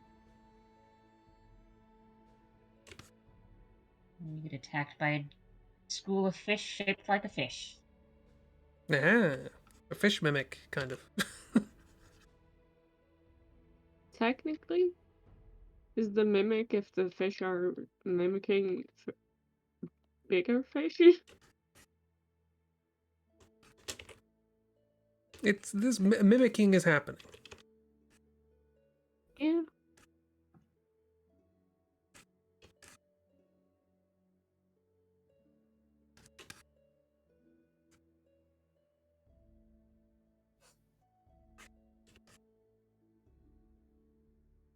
You know, I was hankering to do some how can I describe it? Sort of environmental digital painting. Recently, because a lot of what I do is character stuff. Mm-hmm. And every now and then I've tried to go, oh, let's make a nice little environmental thing for this or an environmental thing for that, and it just never works because I just don't have any practice in it. And so I was looking up some tutorials of how to get good at it and what you need to do to practice and all that sort of stuff. And I was like, okay, so maybe I can, you know, when I get some time, I can work on something like that, blocking out shapes and doing things with values and all that sort of stuff. I can see myself doing that with this. So if things go well, expect a full architectural digital painting for this boss. Yay. It also has the 3 hands on one side of the thing, because why not? I like asymmetry.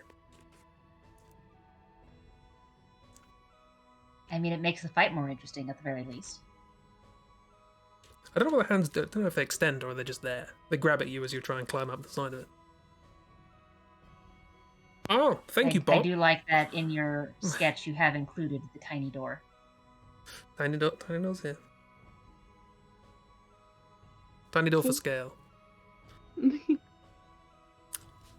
My bot has informed me that feet have just joined the chat. Feet.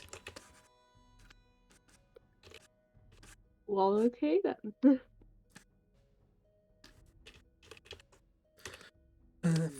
Needs to be...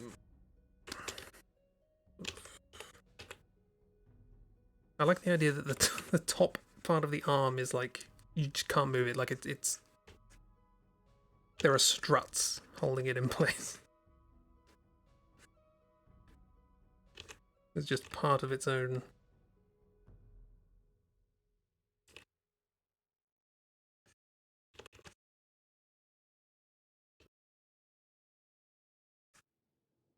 This is a weird thing I'm designing. I don't know if it's good. Is this what you had in mind, Lewis?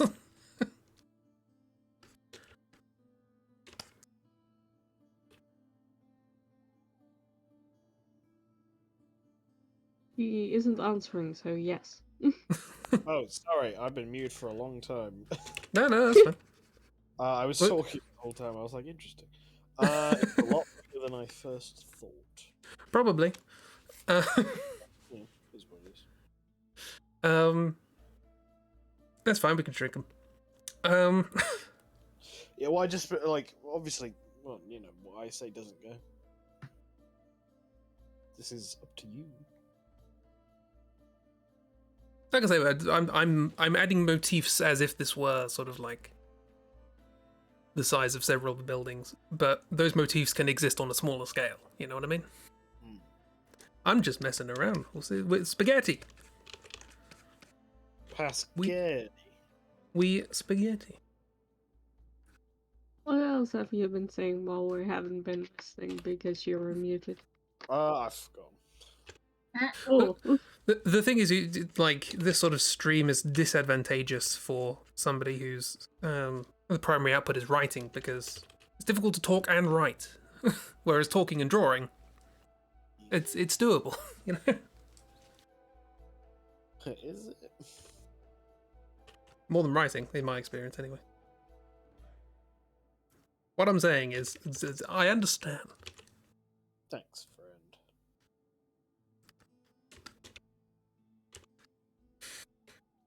Right. How much bigger can we make this without it feeling weird? Go away. I just saw the cat door. What with who? cat door. Mittens! This is Mittens' door. The door for mittens. Yeah, it's got the handle at the bottom. Yeah. I mean, what else is a cat? What is a cat gonna do with a handle in the right place? Yeah. You know. It does, like, can the player character go through this, and if so, do they have to, like, get on all fours and squeeze through? Yes. Yes and yes. Also, ooh, shapes. Oh. Look at these fun 3D shapes. Also, On ooh, shapes. wheels. Because of the arrangement of the fish in this fish, it kind of looks like it's smiling. Going, hi! Going, hey! What How are you you doing? doing? We're the shoal. What are you doing, man?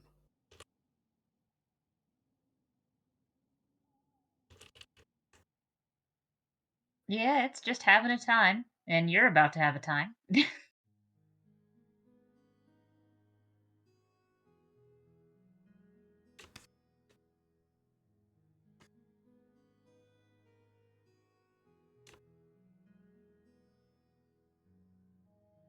And I don't know if it's funnier for each fish to have its own health bar or for it to have a collective health bar.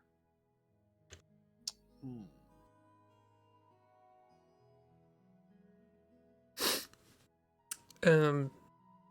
Kira is amazed at anyone who can write and talk, or draw and talk, or even just talk. Now you do good.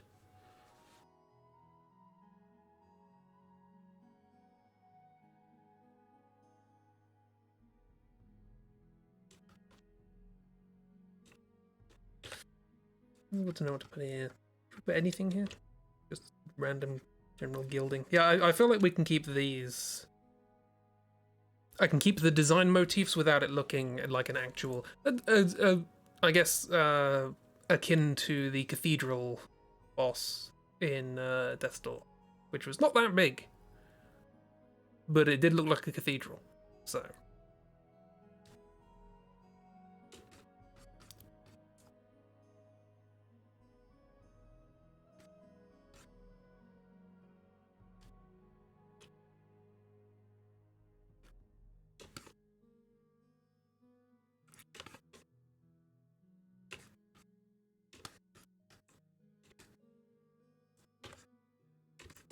And then there's the building itself on the other side.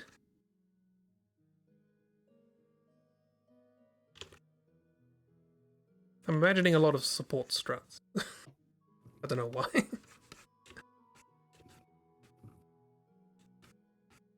That's not symmetrical. Don't worry about it.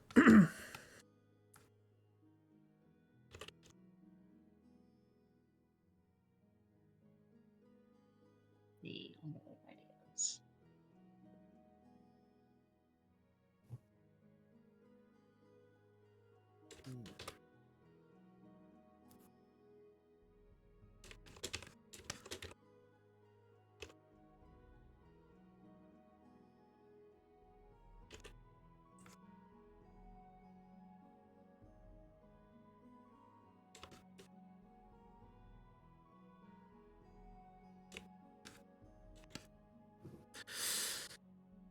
What to do with the other arm?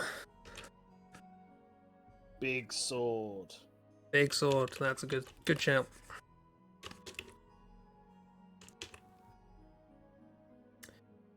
Now we'll go and work out how that works with the composition. Listen, you asked for what to do with the other arm. You didn't ask for a reasonable suggestion. It's a reasonable suggestion. I just didn't plan for it. Besides, when is big sword not the correct answer? When big axe is the correct answer. Oh, could you have very I need stupid. to convince someone to play For Honor with me. We could just talk about swords. For honor. Look, there's a co-op campaign. Ooh. Ooh.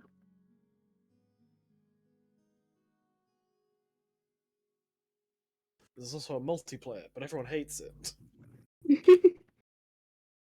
That's all I've seen in the games.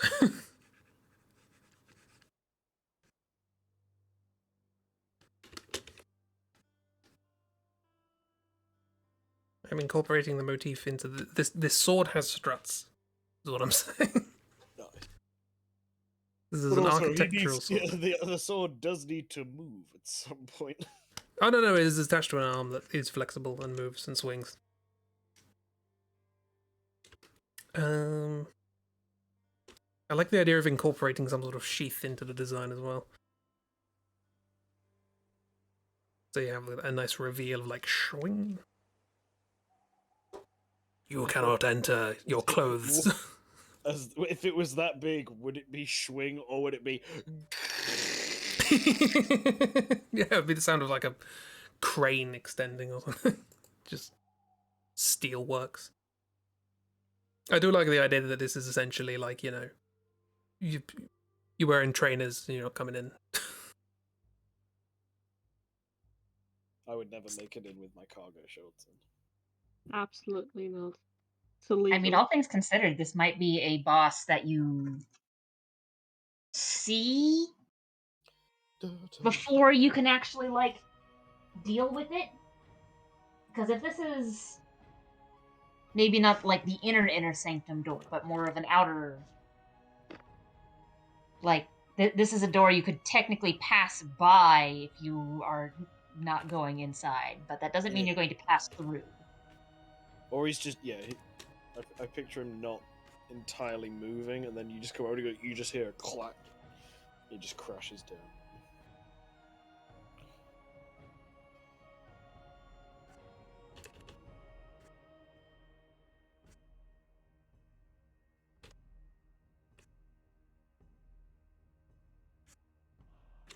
This is the first thing I've actually made for this city. I think I might be. I had ideas. But,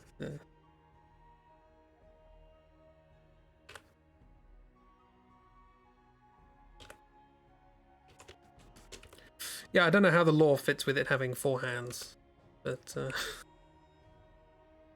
I just thought it looked cool having a bunch of hands. Nice.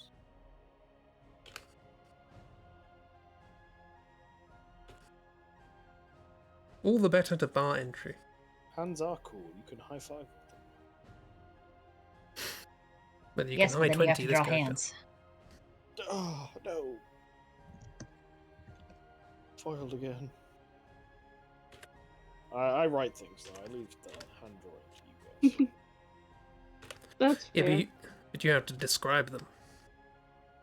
Well, you know, they look like hands. You know, I pretty much sorts it out. It's You have like when to we're trying to describe things, like, whoa, it's a nose. It's just a normal looking nose. Yeah. Thankfully, as a writer, we invented the word normals to make the artists' lives difficult.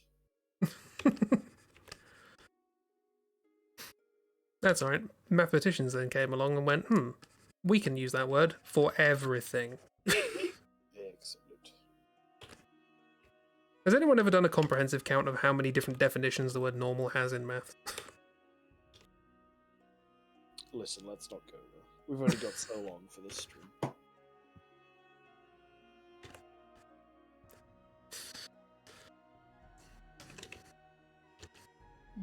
Let's see. There's the normal vector. There's the normal distribution. Normal groups? You got the tangent, the normal.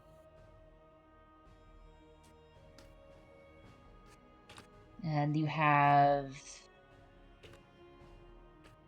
Oh, I want to say that there's a geometry use, but that might just be another vector thing.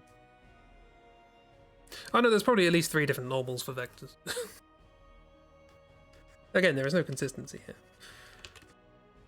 No, what do you know? Wikipedia has a list of at least some of them. Oh, good. Let's see. 1, 2, 3, 4.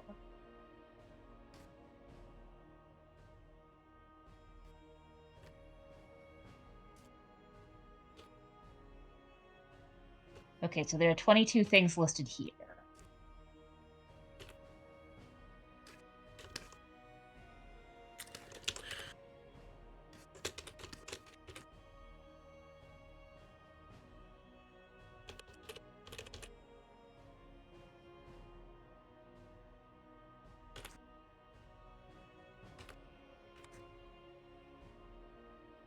But none of those things seem to be the normal distribution, so that means at least 23.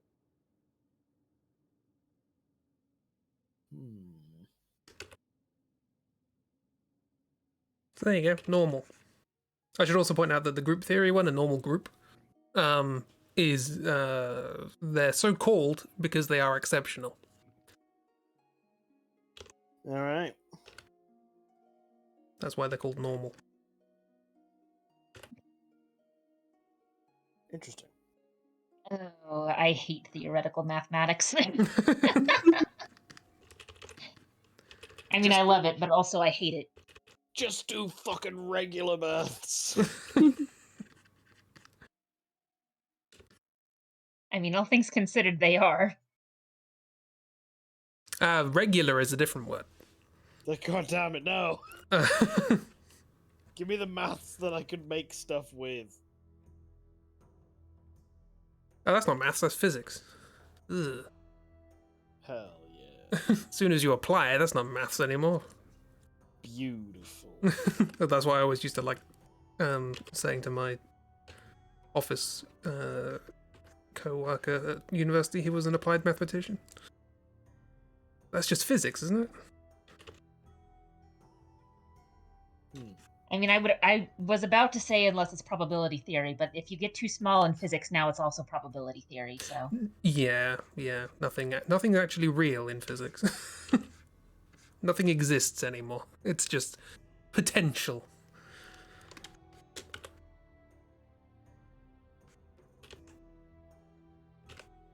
God, there was a.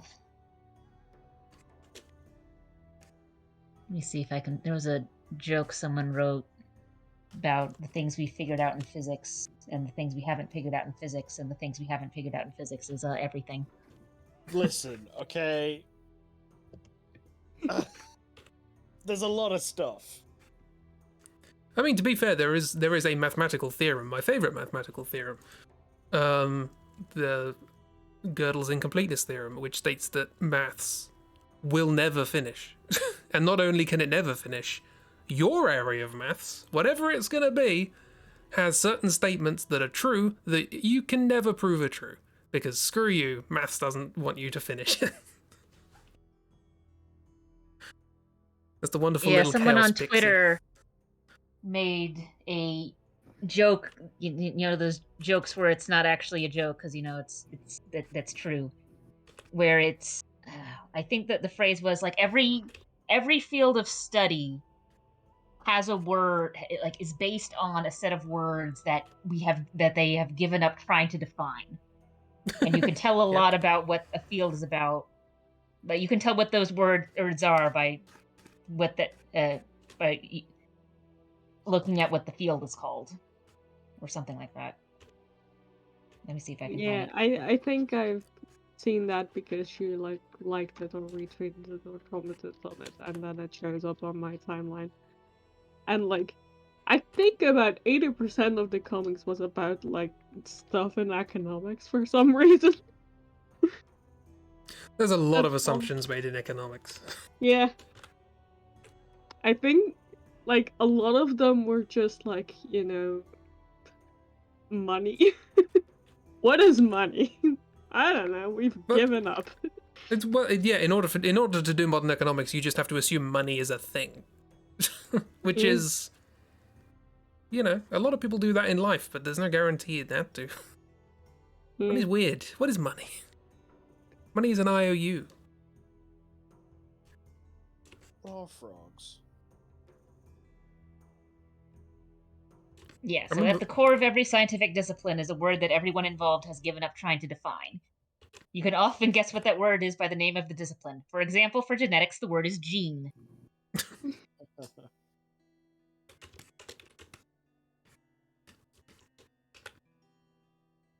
I mean, that's kind of the nice basis of maths. Is, it is fundamentally set up on a foundation of we have to assume something before we can do anything. And what you assume will define your area of maths, which is how, like, we had Euclidean geometry for a couple of thousand years, and then some clever so-and-so went, what if we made parallel lines all wibbly? And then they made non-Euclidean geometry. What? Oh, I hate that. That's non-Euclidean geometry. What if we made parallel lines all wibbly? What if they were wibbling? I'm like, What if... stop that. I mean, I have some bad news for you, Lewis. You are living on a non-Euclidean plane. Yeah. Quiet, you. There are no parallel lines on a sphere. Which is why it's really hard to make train tracks go a very long way. Yep, because if you have a globe, and you have, here's a parallel line. Oh, we're getting demonstrations.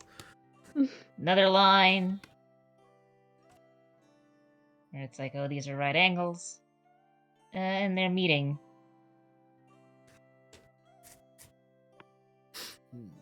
Lines are weird on a sphere. I'm glad they're socializing. Yeah. You can make, one of my favorite things is, and this isn't, if you don't happen to remember from school how many angles there are in a triangle, but on a sphere you can make a lovely triangle that's all right angles. So it's like a triangle square, squangle. I'm gonna call it a squangle.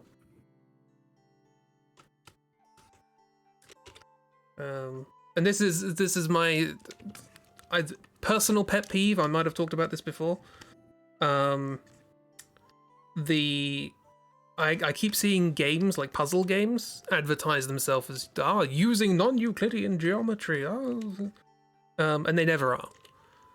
What they're using is looping space, which is fun in and of itself. but it's not really non-Euclidean. And my general rule of thumb is, hey, if it's non-Euclidean, make sure there isn't a square. If you can see a square or a rectangle, it's Euclidean. I'm sorry. Sorry to break it to you. Because in non-Euclidean geometry, you can make square angles. Or... I'm sorry, you can make a fucking what now? square angle. I hate that. I just made the name up. It's probably got a different name, but it's just a triangle. But Is it, okay. I was like, it it's is. not like a strip or something, is it? I will add an addendum to Ragdoll's diagram here. So it's essentially that square angle. Have someone at the North Pole. Right, yeah.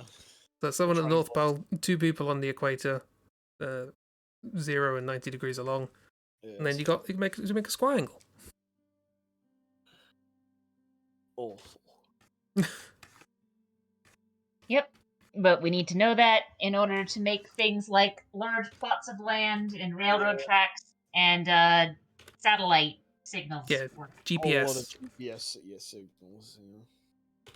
Turns out somebody wibblifying parallel lines it was necessary in order for Einstein to actually do his job, and as a consequence, things like GPS to work. Weird, that, isn't it? Thank you, whoever that was. Thank you for wibblifying. Thank you I'm for curious. wibblifying. I'm sure they call it wibblifying as well. You never know. You do never know. Look, in quantum mechanics, we have things that are called cute and strange. Yep. And that is their Charm. actual scientific name. Yep. The Charm. old up quark. Was it? This is quarks. Yeah, up quark. Quarks. Well, they're called quarks as well. There's Quark. which is Yeah, clearly you a got up sensible quarks, name. down quarks, cute, strange, charm, and there's one more. Left. Yeah, just left, not right. Up, down. Oh, what is it? Up, down, charm, strange, top and bottom. Top and bottom. That's it. Although they've probably made more since I studied that in physics. Probably. But you can't look at them. You go up. I guess Well, looking would. by observing them, you change them. I mean, looking at something tends to involve light, and that's already you're into a whole different kettle of fish about having light on that scale. So, but yeah, observing is a thing. That's the whole quantum physics nonsense. Yes. So what's the quantum physics boss in Project Via? You can make that one. Tell me we're going to be fighting the heat death of the universe. No, that's JRPG. That's not action adventure. We could have done that in 16 symbols. We had our chance. Instead, we had Schwimp. I mean, to be fair, when we were getting to the end, we were sitting there going, well, what do we do with all this? Schwimp. Shrimp was the Shrimp. answer, and it will always be.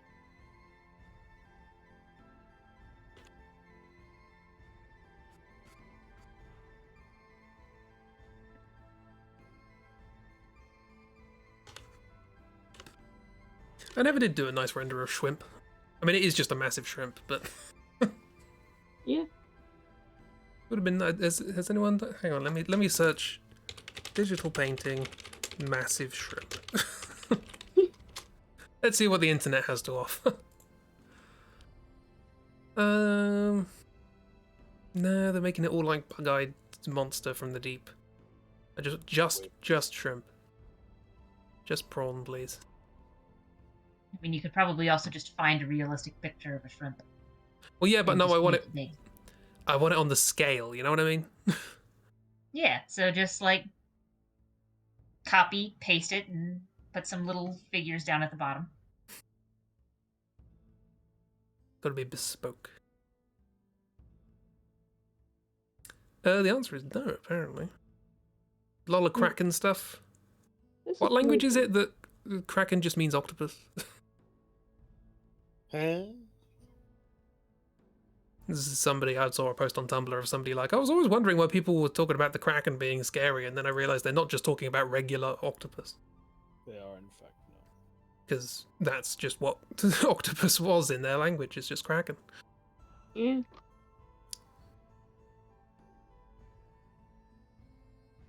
No, nobody wants to make big shrimp. We are pioneers Shrimp. in shrimp. We are pioneers Looks in like shrimp. it's Norwegian, Norwegian. There we are. Makes sense. or at the I very think least, that's it is where- derived from a Norwegian. I mean, like, Norwegian Scandinavia is where, like, the whole myth of the Kraken comes from, I believe. So basically, what we've got with the Kraken stories is I caught a fish so this big. Yeah, I believe so. Pretty much. We were attacked by an octopus, and it was this big. I mean, to be fair, like, I don't know if there would be, like, a lot of octopi in that region, so it's definitely something they wouldn't have heard of. But there's And- only one octopus. The Vikings, like, traveled all over the place, so they would have come across an octopus at some point. And then, like, if you get that story long enough, like, it's about ye big with, like, 8 tentacles and a very, like, weird claw mouth, and then, you know, it becomes a monster. That's just what happens. Also, fun etymology fact. Well, two fun etymology facts. Etymology fact number 1.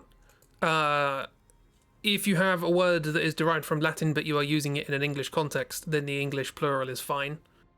So octopus is perfectly acceptable.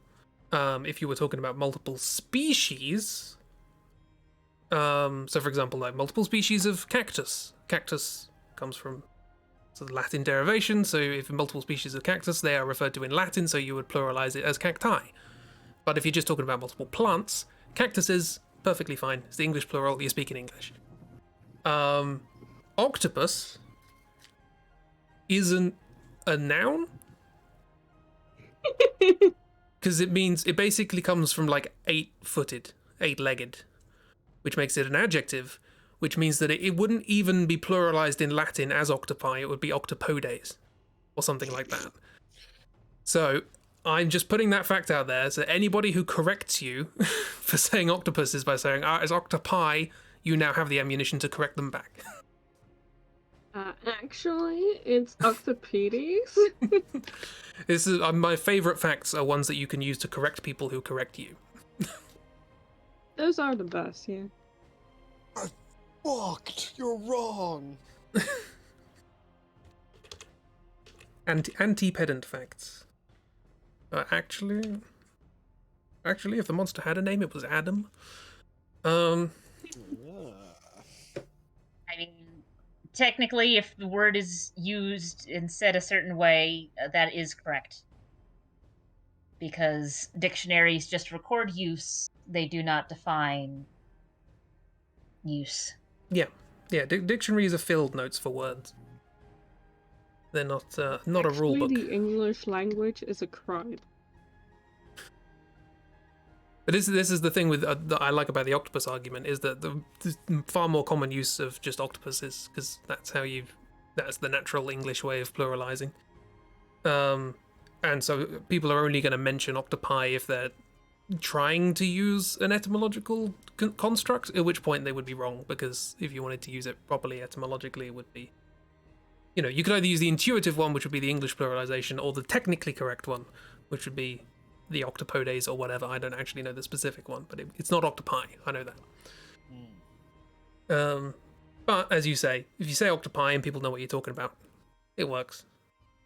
This is purely just to annoy people who are trying to correct you. Which I think is a valiant goal. Because I used to be that person, and I hated old me. So I eventually learned how annoying it was. And I'm trying to atone for my past sin. By just being lovely. Ah. That works really well with my parsnip on screen. Ah. Oh, also, I got a thing to work. Hang on, let me... This is annoying. I had this... Before I made this, I made something else. Where is it? This gonna work. Yeah, this. So this was the thing I made first, which was like a voice responder thing that just responds to the sound of my voice. And the mouth gets bigger as the sound gets louder. But then it stopped working almost immediately after I made it because OBS updated and broke everything. And inexplicably, it's fixed now. So that's there. I know you have to see the screen if I'm see the stream for what I'm talking about. But yeah, I made this as a joke. Immediately after I made it, it stopped, and then now it fixed itself. It's weird. It's been like 6 months of this thing being broken. Computers are magic boxes with electricity shoved into them. I don't think I will ever figure out what makes them work. I don't think anyone will. No, I'm too far looking gone. at what you're talking about, and it looks so funny. Just because I'm watching it without sound, obviously, so it just looks like wow, wow, wow. Wow, wow. Wow, wow, wow. You're so concerned. Because I made it very quickly. I wasn't really thinking about it. Every once in a while, you just go full Muppet of like, ah! Yeah, that's where the idea came from for the one at the side. Because I made this before I made the ones at the side for us. And I was like, oh, I'll do the Muppet thing. Why not? Blah, blah, blah, blah. Blah, blah, blah, blah, blah. I mean, the fact that when it goes towards full Muppet, the eyes even sort of just move away. Yeah, the eyes... Each one of the pictures, the eyes get progressively further away from each other. Yeah, they do.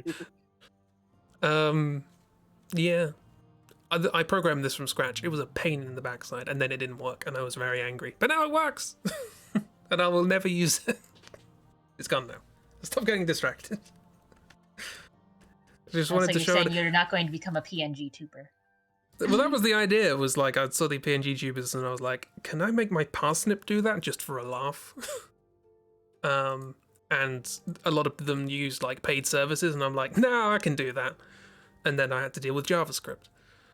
Fuck. You did it. I did it. It worked. It worked long enough for me to show it off on stream. I forgot to show it off on stream, and by the time the next stream happened, it was broken. It was very annoying. Again, and you showed it. Yeah, it's here. In case I ever want to do PNG Tube, it's here. I could also share the code if anyone wants to make their own. It's very, very simple. You just make the images and name them a thing, put them in a folder, you're done. Yeah. Free! There are paid services, but I'm free. Because... Yeah, I'm annoyed. I mean, that's what I've mostly seen around. I follow a couple of different furry streamers, and so they just sort of swap out the PNG tubers that they're using whenever they feel like it. There's one gal I follow who's like, it's usually a dog, but also she's made a reindeer, and also she's made a bird, and I think also a fish. And it's just kind of like, what does Holly want to look like today? That's fun. Also, I the phrase PNG tuber annoys me because it should just be VTuber with 2 because it's 2D. Interesting. Yeah, I get the pun, but also you wouldn't be able to tell the difference by speaking. The VTuber and VTuber. It's so simple. What? Yeah, Which is and why my closed captions are saying that I'm saying YouTuber. And it's so easy to understand. yeah, and it sounds like you said the same word twice, but one time you had a potato shoved in your mouth. Tuba and tuba. They're two different things. One of them is somebody who puts down tubes. And the other one is what a pair of sheep do. That did not make anything clearer. What? It's because it was thoroughly unrelated. I am so confused. Something about 2Ds, but tuba? Tube? What if a two-dimensional tuba? Oh, speaking of pluralizations, actually, that's another one of my favorite ones, which it strangely involves me having to mention the parts of the anatomy. The fallopian tubes. We're familiar with the fallopian tubes. Yeah, I've heard of them. Because then they're not tubes. Well, they are technically, but that's not what they were called. Okay. They were originally tubers because they looked like long, thin, like trumpet things. And so they used the plural of tuba, which was tubae, which is spelt the same as tube, and people just thought it was tube. So they're not called the fallopian tubes; they're called the fallopian tubers. Okay. And so by pluralizing tubae to tubes, it's a double plural. And that's something that entertains me. There you go. You heard it here first. There you are. You heard it here first and probably last. God, language is so stupid. Basically, fallopian tubes are actually tubers, and I think that's fun. I think it's fun to have tubers in your body. Okay. Sure. There should be more parts of the body should be named after musical instruments. It's fun. Okay.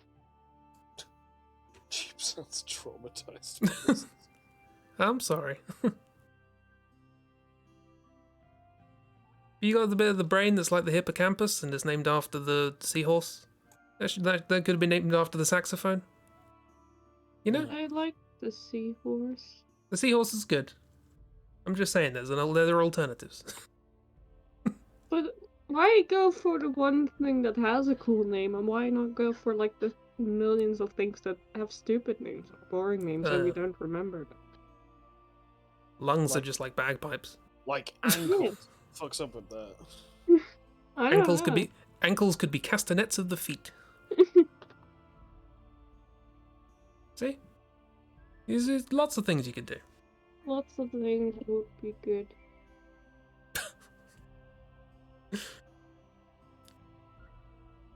I'm sorry, I'm really tired right now. It's fine, we've just been bombarding you with weird facts. These VIA streams, they go in directions, don't they? Yeah. Last time it was dice, and no, you're part Irish. You By the end of a VIA stream, you guys are determined to make me tired. You said you were tired at the start, so yeah. we can be excused at least this time. That's true. But also, this didn't help. Okay, next time we're going to be high energy. We're going to be talking about story and plot because we still haven't really worked anything out. No. Yay! This was the stream, and good things were made. Yeah. I like all these big robot friends. And by friends, I mean enemies. Yeah. The enemy friends. They're gonna smack you. Yeah. This one looks like it's about to either hug you or slap you in the face. Not sure. Or explode. Yeah. Slap, then explode. Slap, slap, boom. Yeah. Got some shoals. Yeah, let's end the stream. Let's end the stream now. We're going to end. Well, not right now. I'll be back on Tuesday with not Bioshock, with Neo. I'm gonna do Neo, which is apparently not as good as Sekiro, but I'm gonna have fun. You disappeared for a bit, but you were listening. Why?